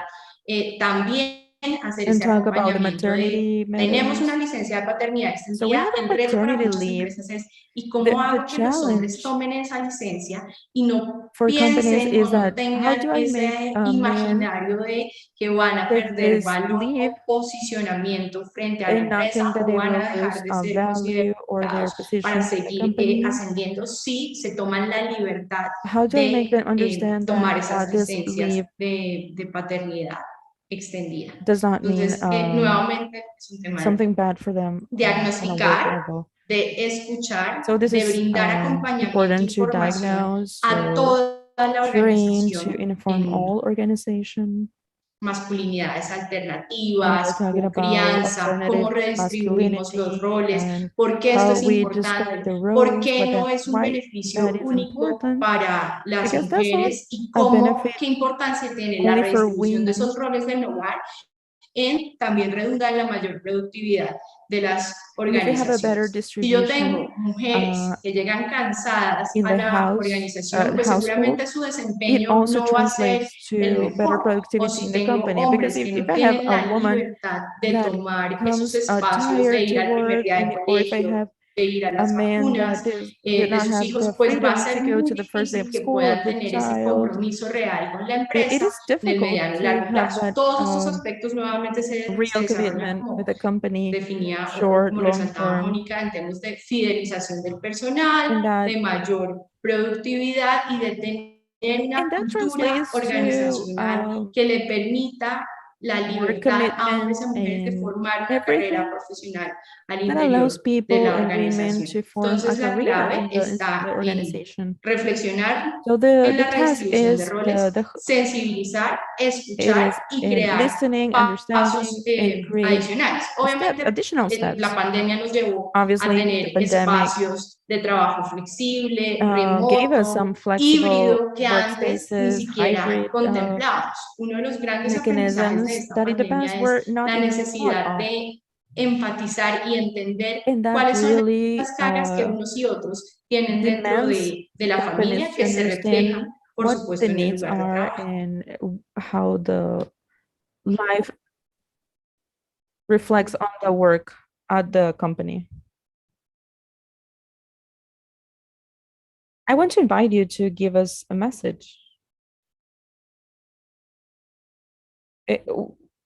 So if there is a businessman that or a business that wants to start this process,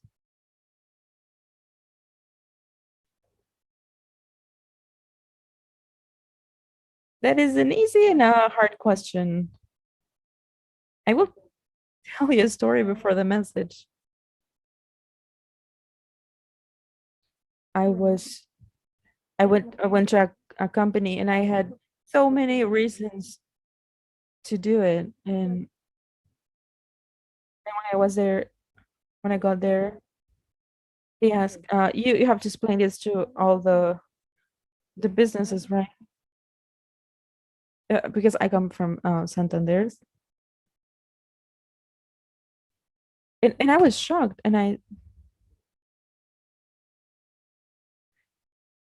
he said, because it would be fool to think that this is not necessary.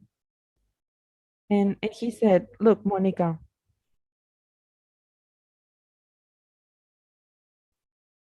I was a dad.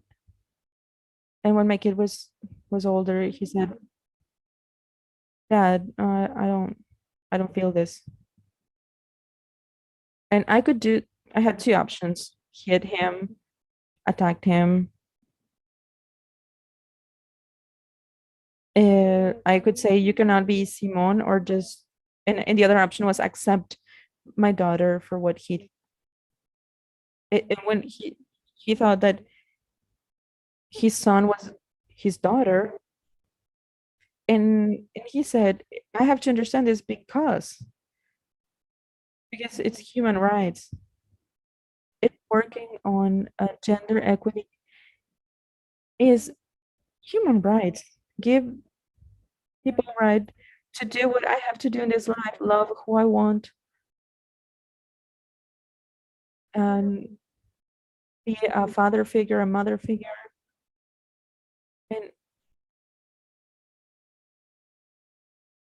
And what I want I want to give every human being the possibility to be what they want to be. So I'm telling this story because I think it's important. And I think it's a very deep message to think about. Natalia, what is the message that you would leave us? Natalia, yo creo que me quedo con la última frase I de think no hay razones para no hacer. I Necesitas will keep razones, the las last tenemos phrase. There todas, is no pero reason not definitivamente to. no hay razones para no And if you need apostarle reasons, a la equidad de we have género, many. a la But diversidad absolutely, y la there is no inclusión, reason a not to work on entender por equity and qué todo inclusion, esto contribuye a tener and mejores organizaciones, understanding why cómo all of cambia la this vida de una contributes to having organización y de better sus organizations, colaboradores y and how colaboradoras cuando le apostamos lives a estos in organizations aspectos changes y a when no we tenerle improve these miedo. aspects. Creo que consiste en dar el primer And paso, I think en it is empezar about taking the a first avanzar en step el tema y and poco a start making poco vamos progress. descubriendo And little estos by little, escalones, la we'll necesidad de find the tener, steps, empezar a entender the estas need to diferencias start understanding the o differences, estas, más que diferencias, or not really differences, capacidades but que tenemos por capacities that we aportar have y más bien a las mujeres en sus to diferencias, add, como mencionaba también anteriormente, las experiencias, los and with conocimientos que women desde to add nuestras experiences, share distintas experiences, aristas, nuestras knowledge, características, different areas, podamos aportar a las characteristics, empresas. and everything that we Definitivamente es can que add no to hay un companies. motivo And para no avanzar en really, equidad there's de no género, en la reason not diversidad y to la make inclusión. progress on gender equity and diversity. And I think now of another story. And we were having a gender conversation. And I think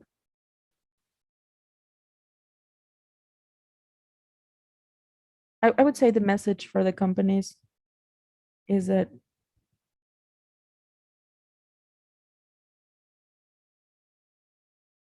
what we need to do is measure, talk about this, have a strategies, discipline, and never lose sight on track, just like therapy does.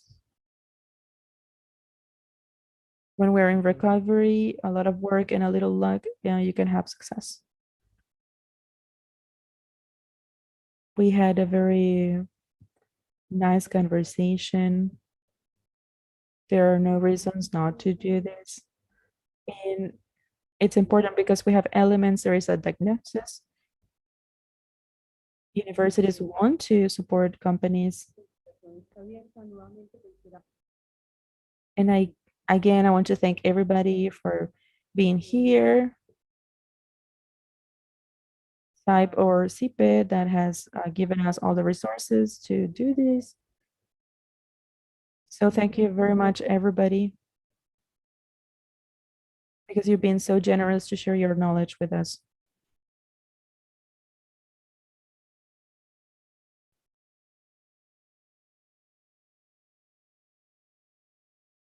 We thank all our panelists and Natalia Figueroa for moderating.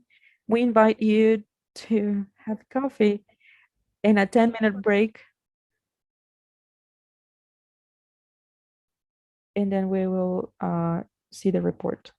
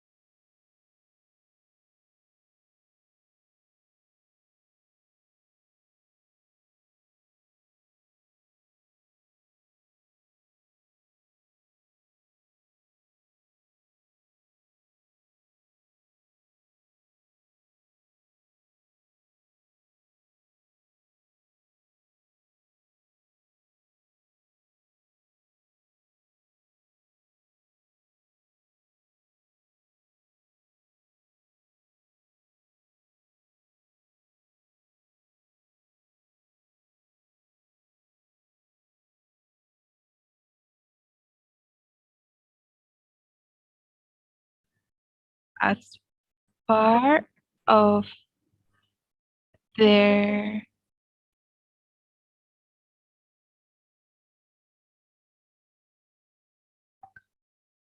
we invite Carolina Noperatovo, project coordinator of the Center of Analysis by the University of FIT, and Diana Paola Rojas Bermeo and Andrea Chavarria, researchers of the same center, to socialize the diagnosis and baseline with all of us.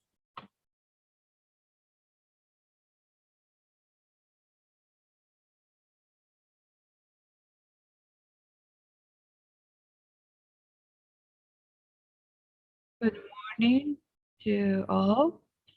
For us, it's a pleasure to present this first report of the Business Alliance for Gender Equity.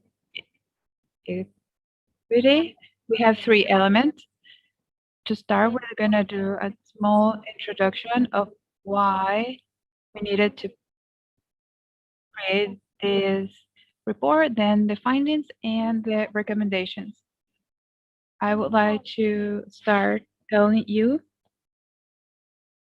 that was made by the Business Alliance for Gender Equity and the political center of the university, and also from SIPE funding as well, and with more.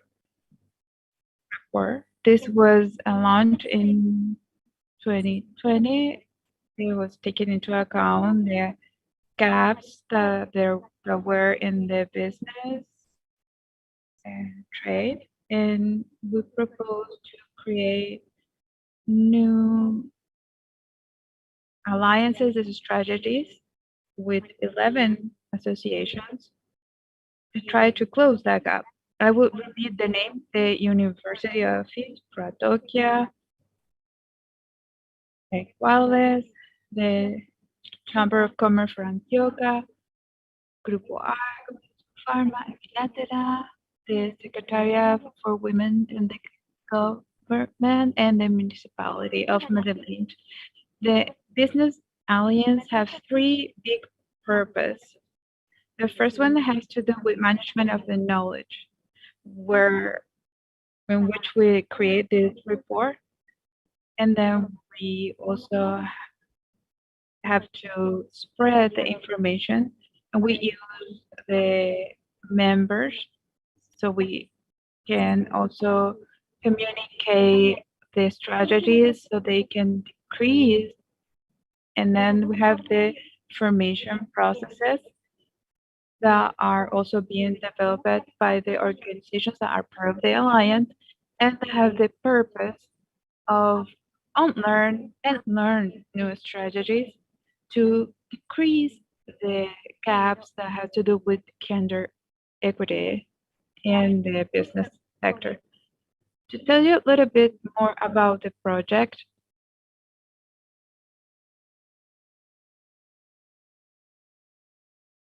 the general objective was to support the management of the knowledge on gender equity, creating a baseline and a diagnosis that is a picture of how women are doing in the business section in Antioquia, and identify the criteria for good practices, and also finding the ones that are already being performed in other organizations that are similar or might have possibility of developing them. We have two objectives. We had to create a baseline. During the baseline construction, we incorporate what important element, which was building indicators to do the measurement and evaluation of the alliance. So which were the priorities and how are we going to measure them? So when it comes to the public-private alliance, we're achieving or not their goals, and then identifying the good practices that other organizations can replicate. It's important to express that we have a landing that is in the Chamber of Commerce.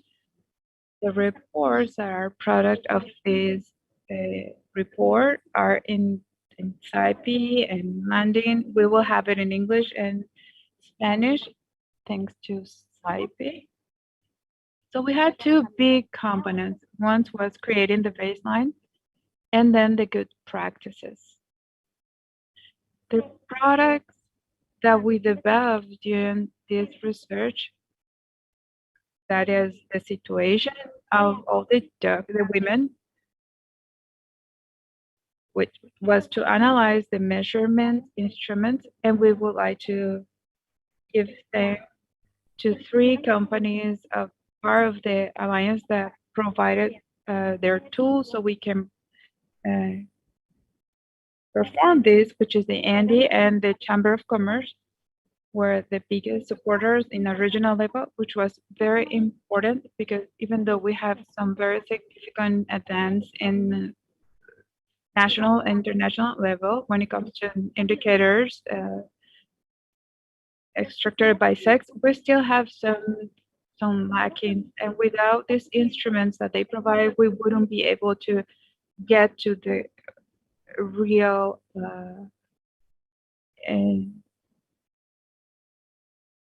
number. So when we were trying to do the good practices, we reviewed the literature and we created a document that was our own, and which one will align with our objective. And the methodology committee has to evaluate these good practices and see if we could consider them. We have qualitative information in the findings. We did some interview. We have average communities, groups, so we can compare later the information, qualitative and quantitative, from the different organizations and companies that participated in this exercise, and allow us to learn about challenges and also the success and the impact indicators in the business level. This was very important to be coherent. What we found in the baseline, it's because the purpose is to identify what is more problematic and start recommending strategies that can be implemented. When it comes to the methodology memory, I just wanted to let you know that we have a mixed methodology, analysis of information that was qualitative and quantitative that allow us to deepen in our concepts that we were working on. We review the literature.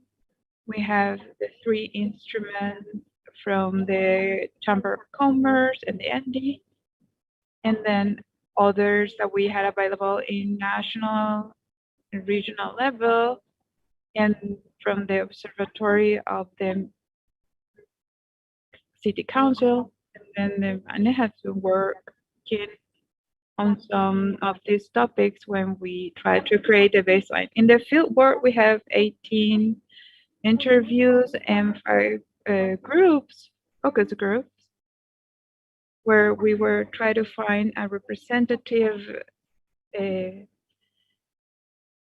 of sectors, companies, and communities. And for that, the Chamber of Commerce of Antioquia was a key element because it allowed us to get closer to companies that were in different regions. And then when we build the indicators, we have the management indicators from our allies that allow us to establish in the goals some research that we still have to do. And now we're going to talk about the main findings. Thank you, Caro. And during this process, we to start this building the baseline where these instruments that you can see, they were provided by the Chamber of Commerce when it comes to the businesses, density, and the rules for individual people and legal people that were acting as companies. And then the ranking part for 2019 and 2020, you know, ranking part had different models. One of them it's related with the management of the goals of businesses, and it includes the planning, strategic planning in gender equity. But we were thinking in something more concrete that has to do with the balance between work, family, and also harassment. When it comes to leadership, the management of the human talent was very key. Checking the policies and the processes and training. And in the last version of the measure method, we find everything that we can evaluate considering the health crisis of the COVID. We also have another tool that has to do with the balance, that has to do with the work and life balance, and the health ministry allow us to see what the status of women was, and also the survey that they do with their collaborators. I will all of these documents that Carolina mentioned, I give you a partial picture that we call as a baseline, and together we can have a complete picture to find concrete lines of work that I will present you. To present these lines, I will give you some numbers. It's important to mention that this comes with recommendations for the companies that we identified. The first topic that we found is that there are sectors, as you can see, women in social services and personals and restaurants have more women employed, but we have challenges in the participation of women in sectors such as exploitation of energy, agricultural, gas, water, transportation, communication. So our recommendations has to do with what we found.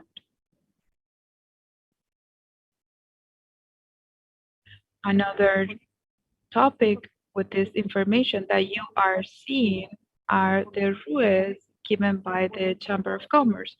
We see the size of the company. In that sense, we found that those that are more advanced, that are most advanced with gender equity are the biggest companies, but there are biggest challenges for medium and small and micro companies, especially micro companies, because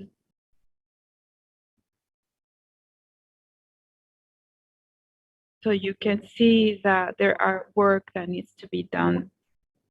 When it comes to strategic planning, the first example has to do with sectors and size. And now we are checking the strategic planning on gender equity.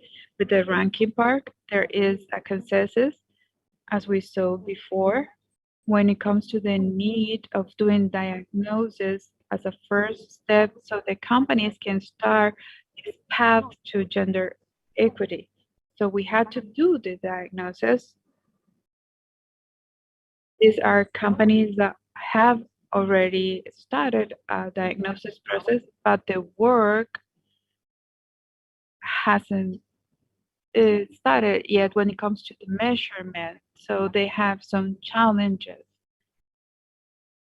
And so they do need some instruments like equidad and others.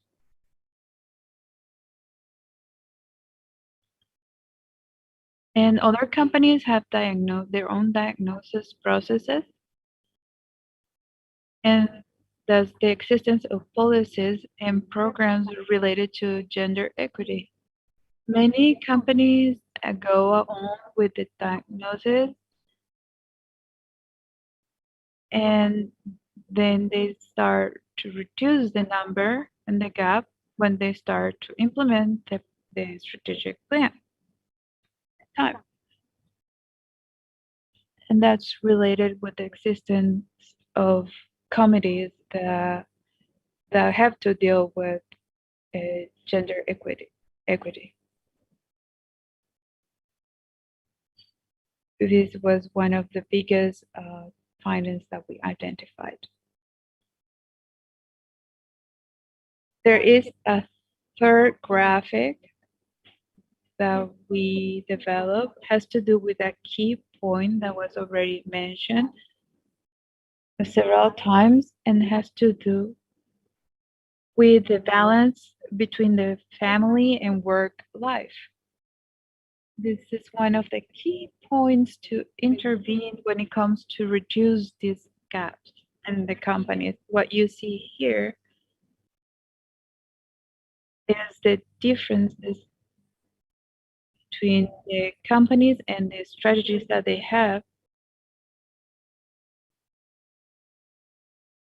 Most of them are traditional, and that has to do like telemarketing, or then we have to talk about daycares and time for the father, new father, and other strategies that in most of the companies were not being implemented.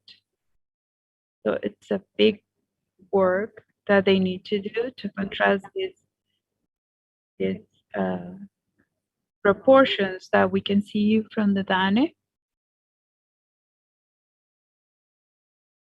And when you see how many dedicate their job, their housework, that's 7 hours per day, and men 3 hours per day. So this allows us to create also the baseline using this instrument and these numbers. And this was collected in a local, national, and departmental level. And then we also go into the qualitative data so we can understand why this was happening.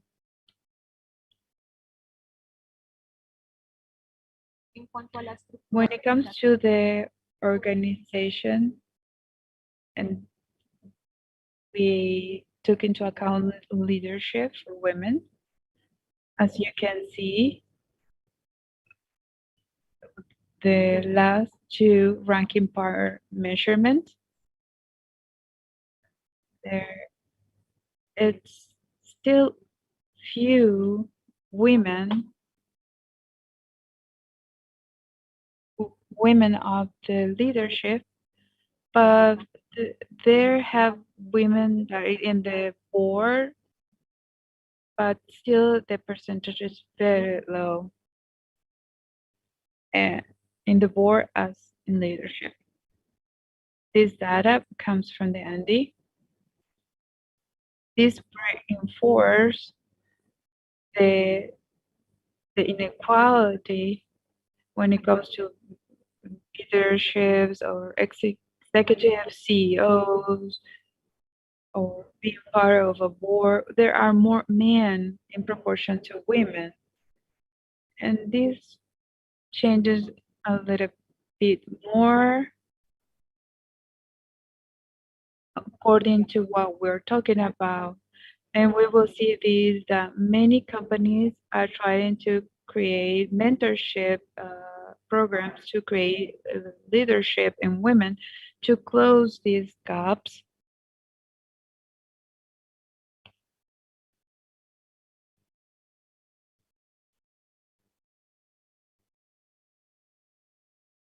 Here in this graph that you see will be very important because it was widely mentioned during this forum. It has to do with the measurement of the ranking bar from 2015. We see that the distribution of the salary has to go to the highest level of the company, and there is a huge gap of what is being paid to women and men. The relation amount that you can see here, and this gap is still going on. And in the third level, it's more, and that means operative and management. Then there is not so much of a gap. But what worries us is the first level that has to do with leadership of high-ranking positions for women. And in Colombian case, women have a 12.3% when it comes to their salary. It's very important to mention this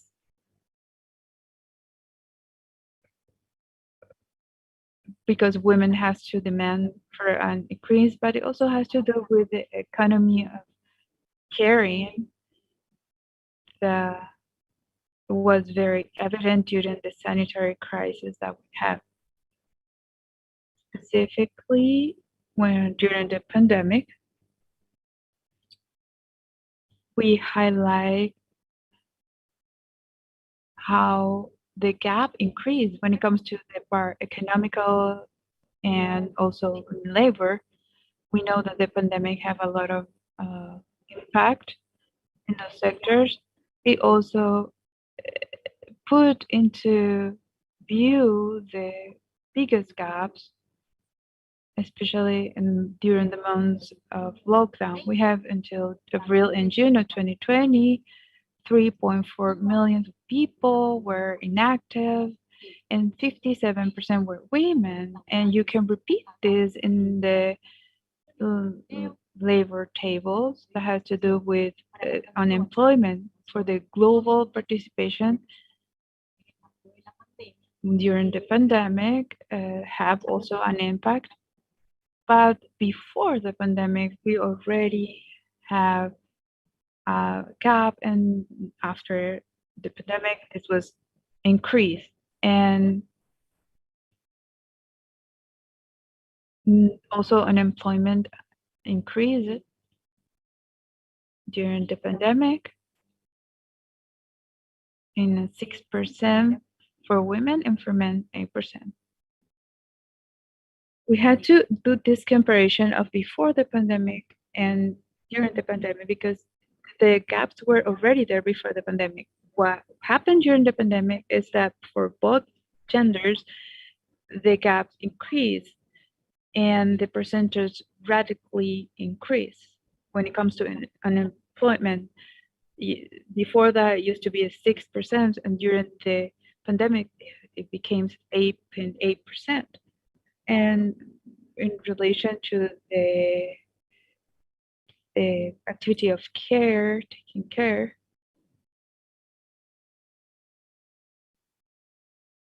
that has to do with domestic work. Comparing 2016 and 2020, men decreased 6 minutes to those activities, and women increased 1 hour and 10 minutes. And the time that they do these activities in the house. We have data due to a survey that was made, and we can see what happened in the companies in Antioquia, how the workers, female and male, are distributed. Men started to work more in their house, and after the lockdown, the men started to work more into the house. At this point, for the anti-survey, show a 7% of difference because women started working 8 more hours at home. The same way, what we can identify before the lockdown, it's that domestic work were intensified. 94% of women did that, and 89% of men did that, and you can see these differences, and also has to do with we had to recognize. Well, you can identify 3 conclusions of all this panorama in the national and departmental level. If women traditionally are in charge of the house, so that means that when there is a crisis that have to include going or lockdown in the house, the labor of the work increases because they had their kids in their home having classes. So the gaps and the stereotypes of women being taking care of the home also increase. And we also saw that if in 2021 we have a small recovery, it has been slower for women. It has the unemployment has improved more for men than for women. And third, I already said this, that all these sectors before the pandemic and the lockdown, there were sectors of hotels, restaurants, services, and they all coincide with the data that we consulted there. And they are the biggest in Colombia. And that will be the presentation of the results. Thank you very much.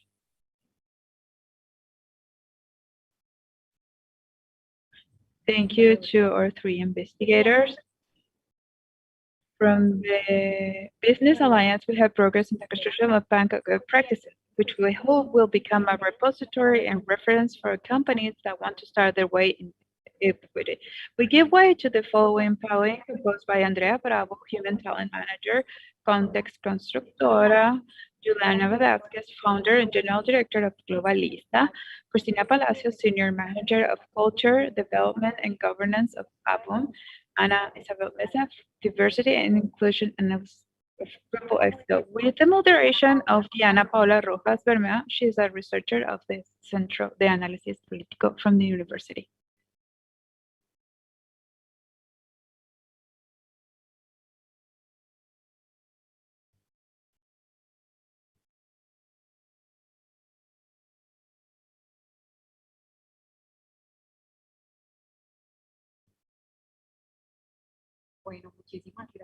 Thank you very much, everyone, for being with us in this panel, because this is very special, because it's a recognition that we want to give to the companies that are with us, because they were implementing good practices of gender equity.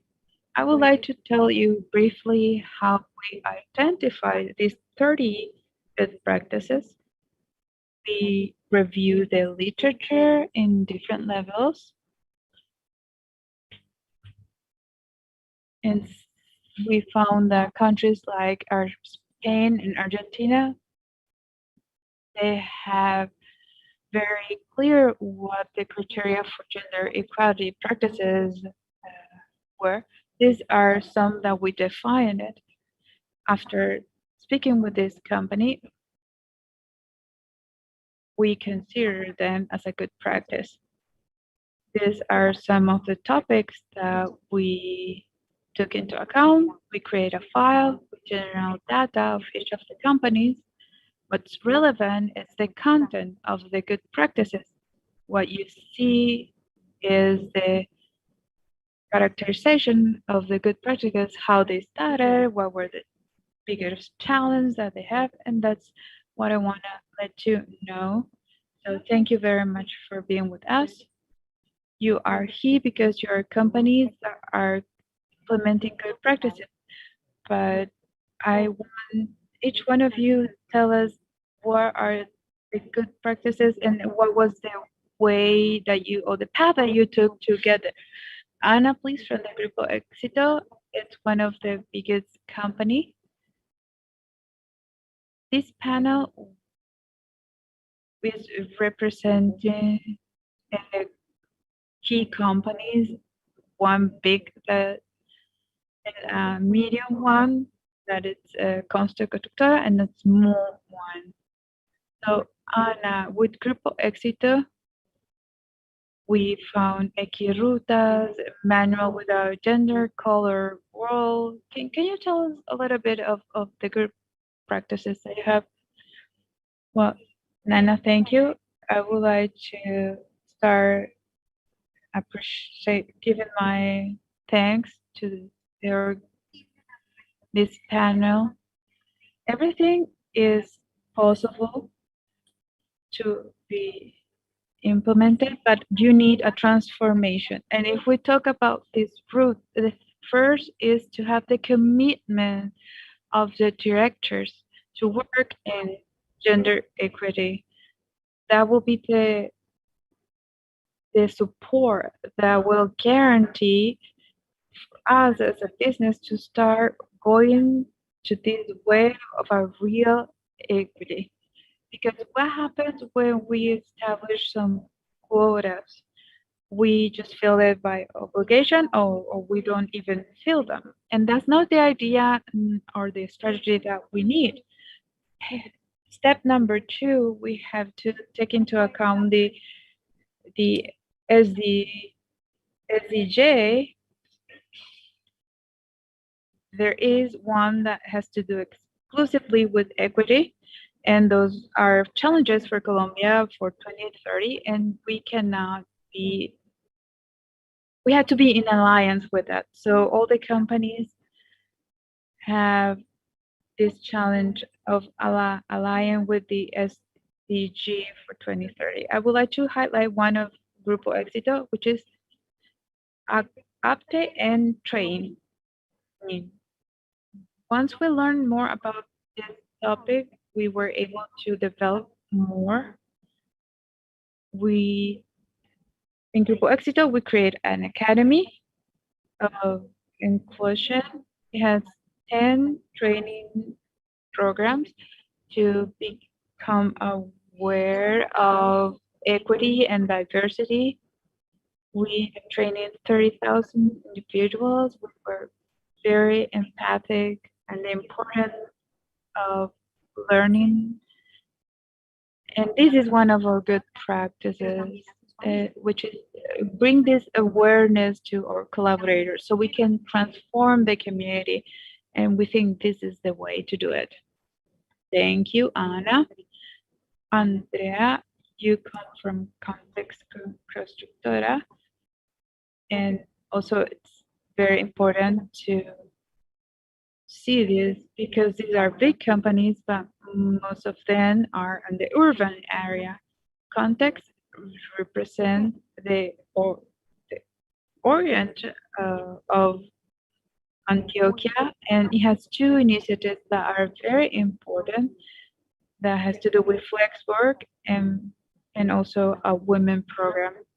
Diana, thank you, and all of you who are here to start visualizing this, that it's very important for women. I'm gonna start with something that Alejandro said, and I think that I'm machista in rehab because when people were talking about gender equity, I was wondering what they meant. And then I started reading and seeing, and I understood what gender equity means. And I checked that with my company, and I became passionate about this topic. I think it's a very important topic to start working. Being woman as a heroic path, it's one of our initiatives that we have, and we want to reach the communities with this workshop. It's a training program for all the women because when we started to analyze, uh, we were thinking that all women needs to be do activities that they normally do. It doesn't help with equity. We had to empower our women. So we strengthen their self-worth and everything that it makes them themselves so they can achieve what they want to achieve. If they can be the best manager, they can achieve that. If they want to be the best mom, they can be the best mom, but they have to be the one that are able to identify where they want to get and how to get it. And this is 3 years already. We have psychologists,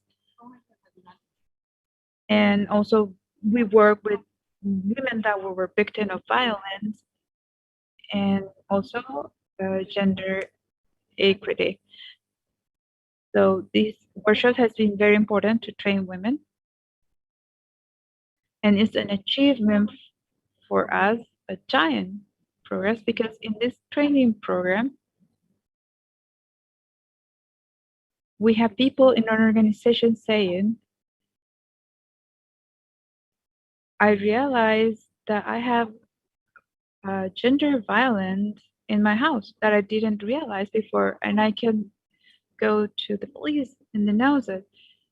And for that was me huge. And then we were able to show that, and I think we put a small help to the life of that woman, and she's going to change that for their children and the children of their children, and they will be raised and grow in a society that is less violent, because our society is very violent and aggressive. So that's a way to show the program or how it works. And we were talking about the women having to take care of the house. These are years of history in which women has to deal with home, the work, the home. I think it's mutual. It's not that the man has to help with work at home. It's that the best professional has to arrive home and she has to have tools so she can talk to her couple and said, we have to take care of the house together, and how can we agree on this 50-50? This is one of the things that we are doing, and the program is called Being a Woman as a Pathway for Heroism, as feminism. And we are so used to tagging that being feminine is a women with high heels, that takes care of the house, that is tender, and we have developed the being feminine, it's that, but in reality, you have to choose what kind of woman you want to be. And that's the one that we are trying to develop and supporting. One of the biggest achievements that we have, and we have this indicator, is to know that 76% of the promotions has been women, has been a huge achievement. And we used to have 0 women, and now we have 47 in the board team, management team. So that's a big achievement with the small steps that started in the program. Then we have flex work. It's a policy that has to do with work-life balance. We are considered an autonomous company that have worked long distance.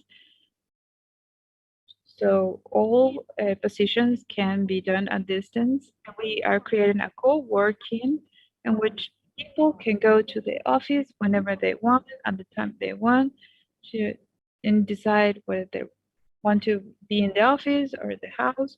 This is a program that it's very valuable that for mothers and fathers because being there for their children while they're growing, because if they were in the office, they were probably not there 100% for them. And something that Diana already mentioned is that we have this message for men. Hey, you are also our person that takes care. And we have some policies for paternity. So the message for men is we want to give you this many days because you also have to take care of that little person that just been born and you have to work with your wife so you can build that home that you're part of it. And that's one out of our policies. And they were saying what not to work in our constructora company. I'm not going to the manager, hey, don't do this and do that. They already very aware of what is the strategy and how we implement it and how can we reach with our collaborators or suppliers, because it's to put a little bit in the whole tray, because only we are 67% women in the constructora. So that makes me proud and shows me that it's possible because we have a lot of capacities and skills, and there are different that they can work with their talent and doing them well, depending on the position. Thank you, Andrea, for this presentation of good practices of contest. Juliana in Global X, which is like a small company that represents, and also Globalista, it's a small company that's led by and created by a woman, and it has good practices to support also some initiatives that support women. Thank you very much for the invitation. I think the closing the gaps for gender equality starts with the example.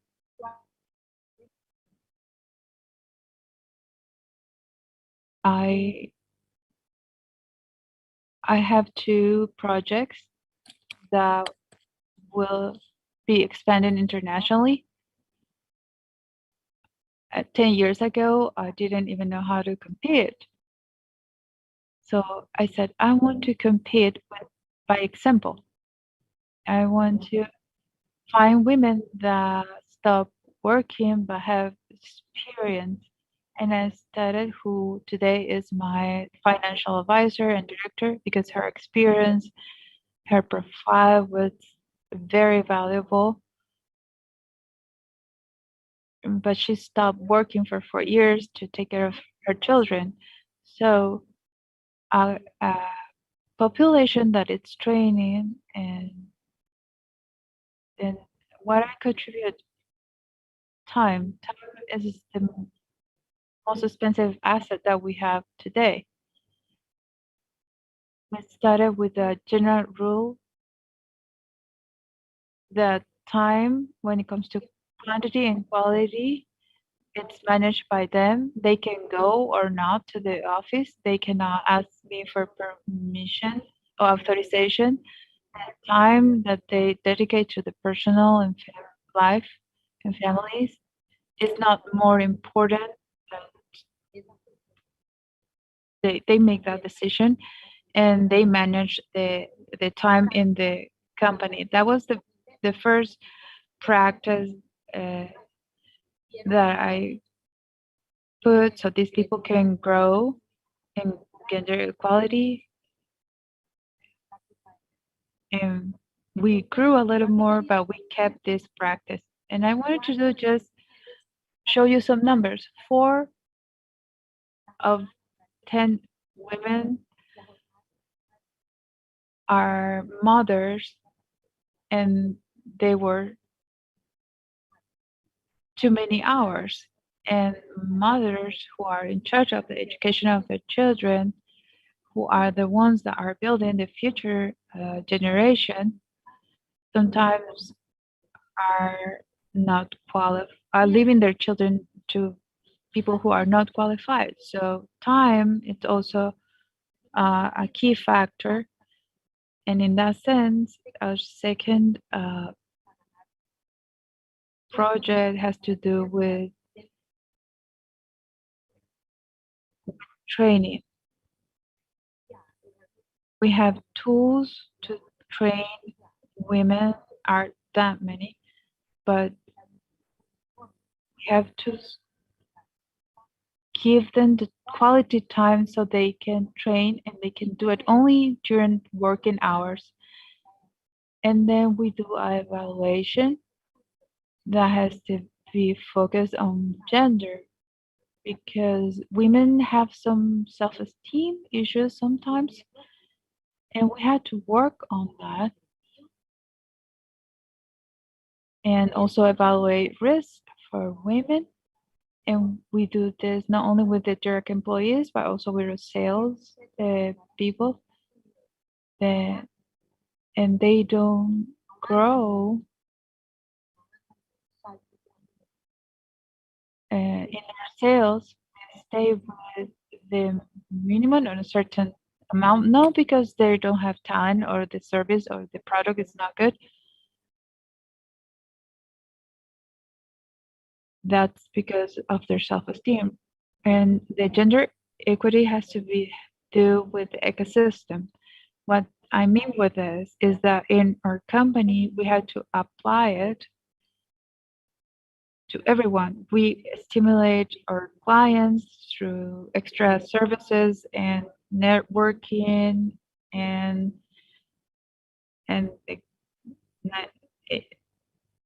we as a medium and small companies are always the last to apply gender equality policies here in Colombia. Because if you don't have this ecosystem vision, the policies for gender equity may not come as fast as we want to. And this is not a fight against men versus women. It's a discussion and an evolution in the office. If a woman wants to go and install his washing machine or take care of his children, he goes. He can go. And that happens because I can talk to them in a transparent way, and we see it with the director board, and we talk among women and men. What are those gaps that sometimes we ourselves as women put there, and men some capacity to be more self-confident and to be able to interact. We get some good practices because we're more efficient with time. We are also more oriented to service to the customer, and we exchange that, and that's a good practice. Thank you, Juliana. And finally, Christina, one of our biggest allies.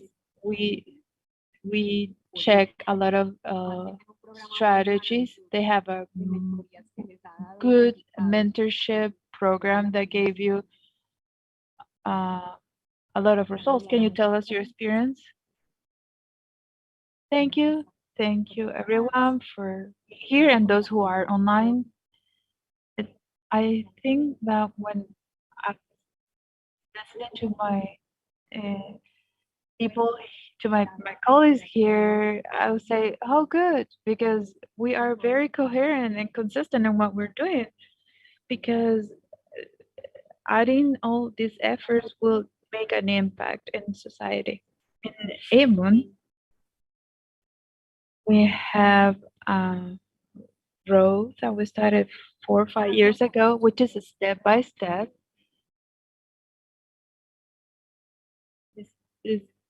It's not something improvised. It's something that we go step by step to achieve the impacts that we want to.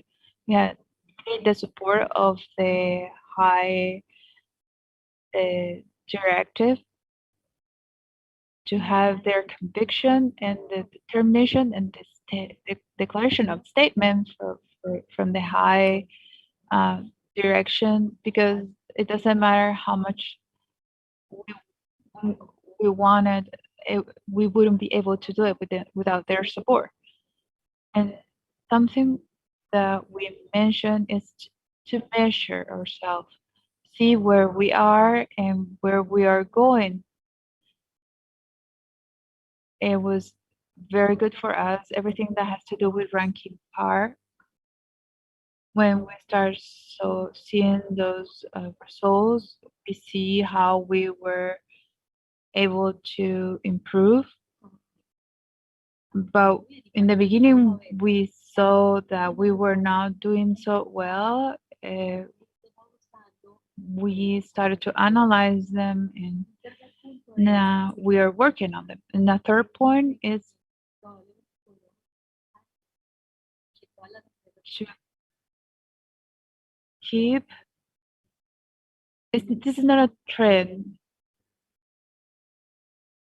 It's 150 years to achieve the equity. No, we have a lot to do. So we had to prepare ourselves. That's the important. Speak the same language, and also project this to our collaborators, providers. And lastly, tell you two important things that we've done when it comes to the self-esteem and women leadership. The first one, it's have to do with gender, focus on gender, because we started focusing in areas that only men are mainly there, and we want to make the women believe that they can be actually a leader in that sector. When we started this mentorship program, we identified the women that were in the middle level, that have high potential, but needed to have some more self-confidence, and marvelous things happen, because 80% of those women achieve more visibility to lead other projects, to maybe be assigned temporarily in something that is higher ranking. So that will be like, put that small seed and tell them you are capable, and we pick some topics, and what they wanted to stretch it was their skills, and that work very well. Like, they will pick the type of mentorship and what kind of apprentice the mentor needed. So they started to have the better match for mentor and for apprentice, and they both were learning from each other.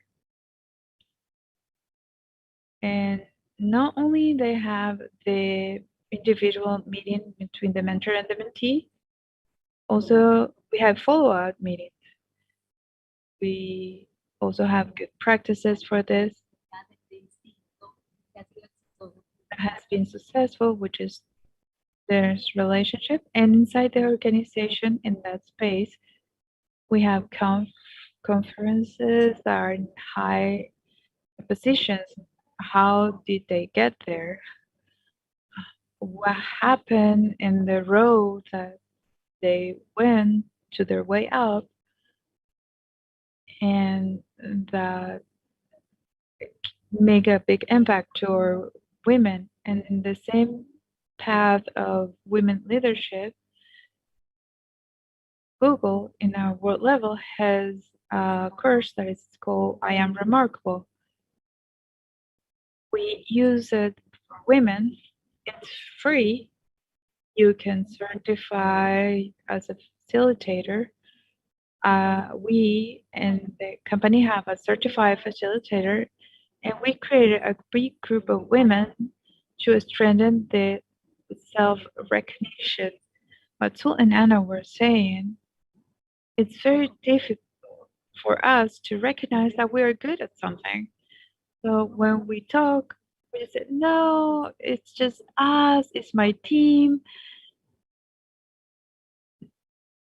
I don't remember who in the interview, old men, they were looking really good. They were selling themselves very well. And women, no, he was said, anything I can help, I'm here. So we need to strengthen the self-recognition from women, and we were able to have more than 150 women in our organization to achieve that. And we do this every month that we call Wednesday, starting just as men play football or soccer. We are taking this time for us to do this self-recognition and working among women, and so in solidarity, and we support each other. Some present some situations and ask for advice, and someone said, oh, that happens to me too, and we support each other. Thank you, Christina. One of the things that we identify in the literature of countries that have advanced in this sense is that the good practices are a reference for companies that also have similar conditions, and through those good practices they can find start point to start their way. In the last part of questions, I would like each one of you to share with us what benefits have you find, and also the challenges that you see for the future, and give a sort of an invitation for the companies that are seeing us, so they can implement this gender equity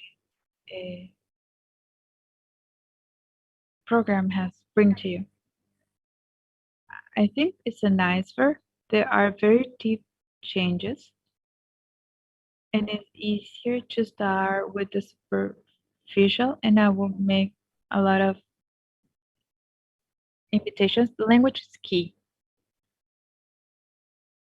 Language build realities. I'll give you an example that was very successful. When we started understanding why women were never presenting for this position, they would say, you're looking for men. It says, the name was in masculine, so we changed everything, and it said especialista, the specialist, and now we have 6 women. So when change your language in order to include women, and this changes, and it generates a seed, and each person becomes responsible, and they can see if they have to do a transformation, inner transformation. And not only in the written language, also the images. We live in a world where images are everywhere, If we see a promotion of a washing machine 10 years ago, we always see the mom, the women with the children. Today, when you say a washing machine, maybe you will see a man by himself or a couple. And that talks about co-responsibility. This is how, through communication from our companies, we can help. Also, we have to let yourself advise. We had to create this expert network that can support me with this topic. We have more than 30 alliances, and that has allowed us to learn. Because, as Christina was saying, it's a very new topic that could look like a trend, but it's actually continuously transforming. It's in continuous transformation.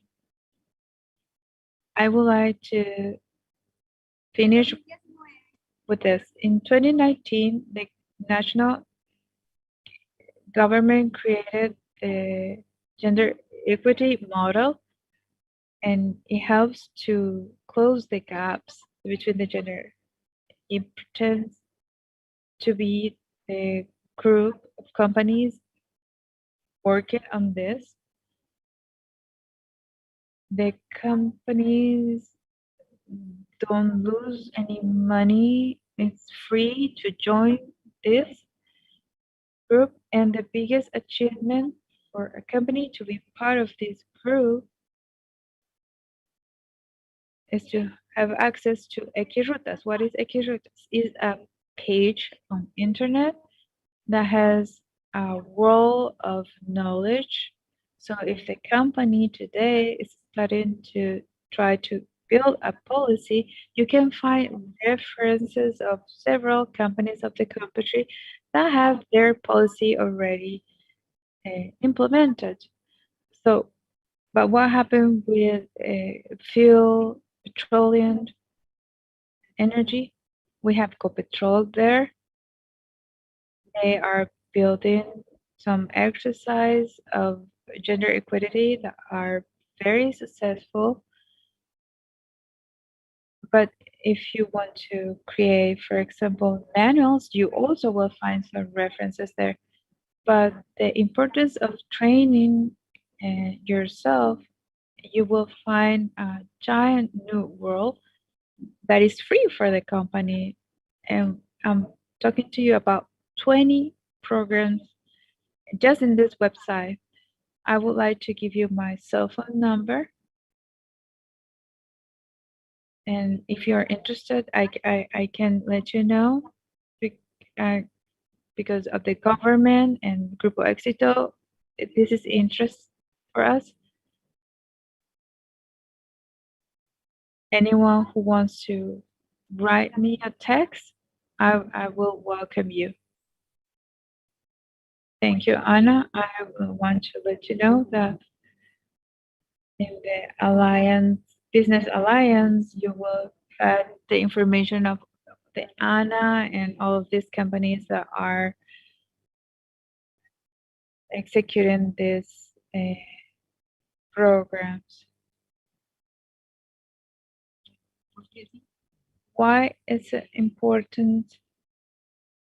I think that women through history have fought for women and for equity in all sectors. So when you think it's just when they fight for Black people, actually women were fighting for the equity for everyone. And in our organizations, we deal with women with all color, skin color people and sexual orientation. We have the capacity to deal with this in opening the door for gender equity. It's diversity in your organization, and our organization that has diversity is more creative, and it's one step ahead to keep growing and keeping strengthening itself, because we need new ideas. So diversity actually brings new ideas, and it makes the company grows faster. of why it's important is a society that is prosperous and the individuals are happy, and we have a gap. There are some general conclusions, globals, that has to do with the benefits of having a good policy of gender equality that is related to the stability and the productivity. What is the challenge? It's how can we put this in number, and how do we do it? With bravery. We had to assume some risk, because I have to find people that have experience and the capacity, and I look for their skills and see what it's that is needed, and I put pressure in my ecosystem. I will have my indicators of being productive, and also the happiness of my employees, and then and that way I can generate value. I join all of what my colleague says. We're going on the same path, the same way, and we had to include more men, because as Alejandra was saying, we are machistas in real, and that's because we women can have that view.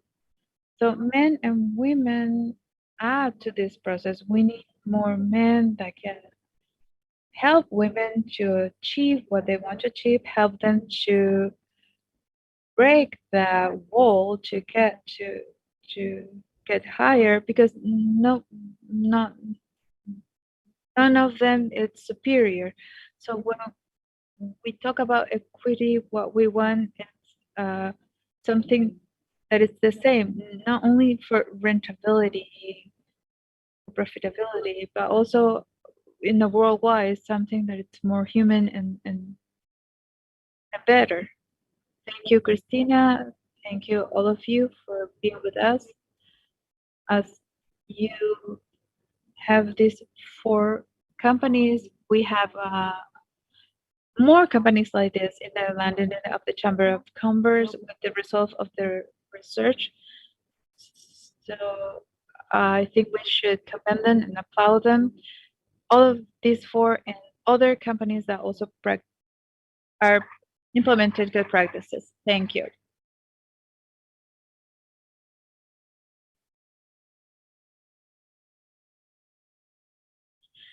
Thank you to our 4 panelists and all the companies that participated in the good practices.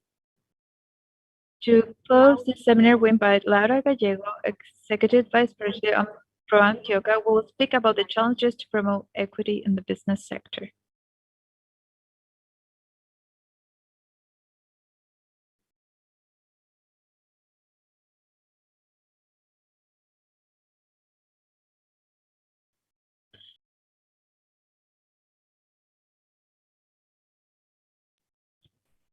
I know that we have a very tight agenda.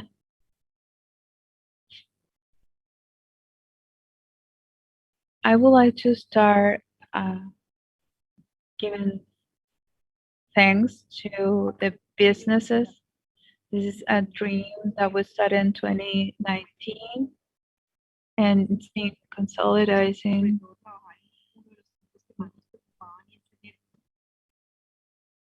And it's to obtain more data to work in gender equity.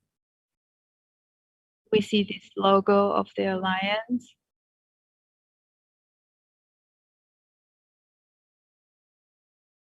And it was a topic that was not very present in the businesses and the organizations that are here. I'm gonna go directly to recommendations.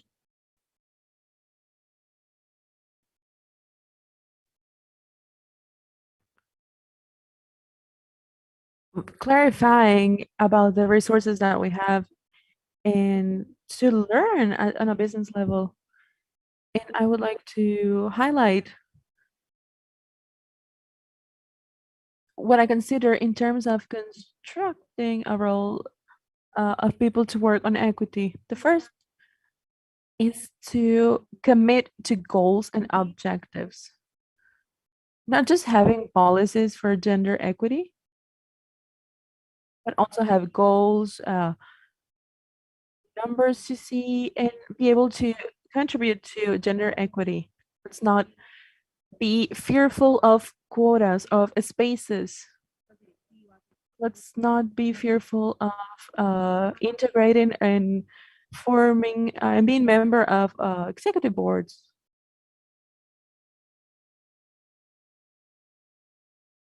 And women represent the 55% of people with a higher degree in Colombia.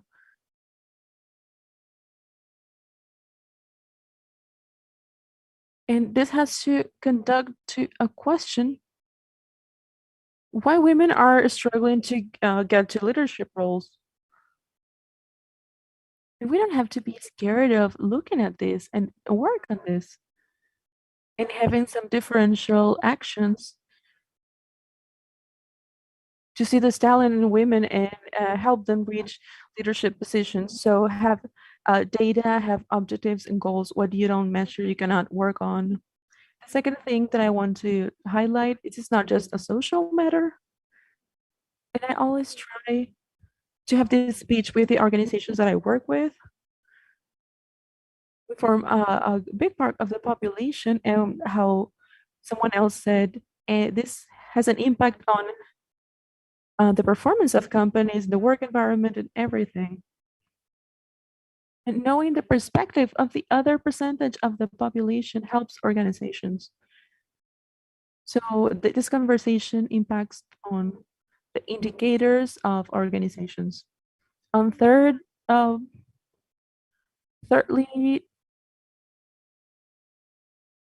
it give women power, letting them know that they have power. This is very important. Have women commit to these challenges too. And it's important to understand that there are structural barriers that condition the arrival of women to certain positions with the gender gaps. How do we make more women be in decision-making positions? Because we have women, we have domestic service where we see 95% of women doing that work too. So the glass ceiling involves that trying to get the woman to the presidency, and that of course we know men are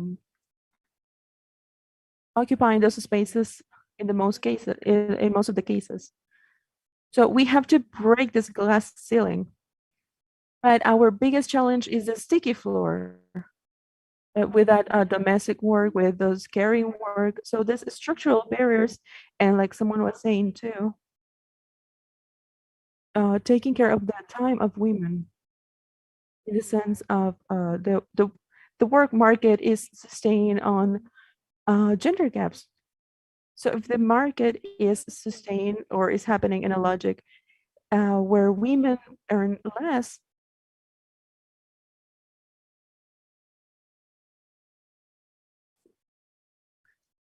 and there are better chances of having women taking care of the house than having men taking care of the house.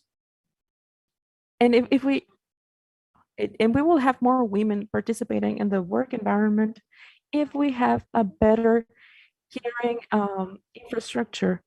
And it's not just the government that has to take care of this, it's also the private sector obligation. And and if we make this more proficient and efficient and taking care of women, and of course men too, we will have more men and women, and especially women, participating in this work environment. And that is very important, taking care of the time of women to give them the chance to participate and compete in the work environment. And this impacts on, if you have more women competing, you have more reference for young women.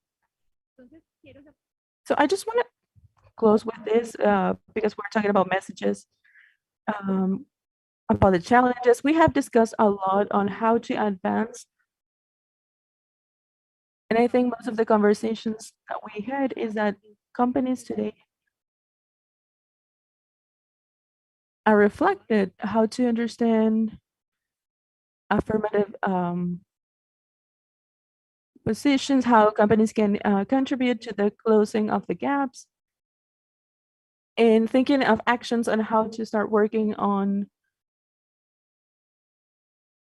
improving this. And I just want to thank this alliance that we built in understanding that public-private alliances are necessary to alleviate the load, and understanding that companies, and when we talk about pandemics too, there's not really a barrier between personal life and work life. And we have a role, important role, when we talk about freeing more women. We will have better results, not just on a participation level, but we will have more women working, more women participating in the economy, and thus the caring a policy will not be a secondary policy, but a main one. So I just want to thank every ally that have helped building this alliance, and we have some hard data here that will help us work more. And I hope that in the next years we can move forward intersectionally and work on diversity. So thank you very much. And for everybody who's connected online, and thank you for supporting this.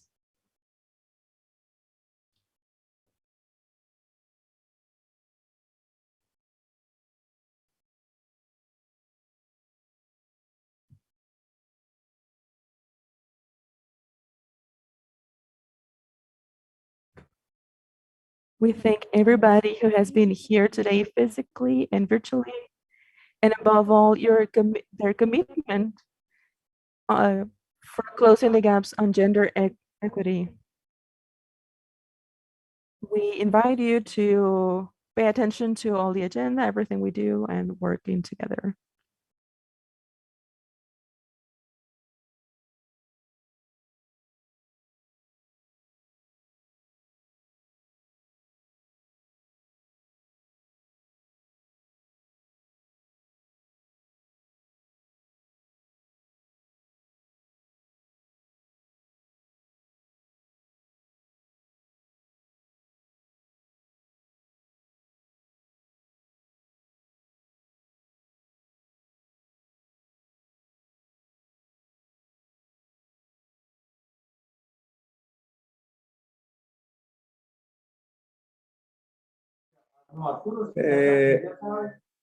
Hola, hola, muchísimas gracias por todo. Cecilia, Grisi, muchísimas gracias por su apoyo y pues espero que todo haya salido bien. Muchísimas, muchísimas gracias. Sí, ya mismo tú te lo va a hacer. Ya no estás hablando, no terminamos el proceso.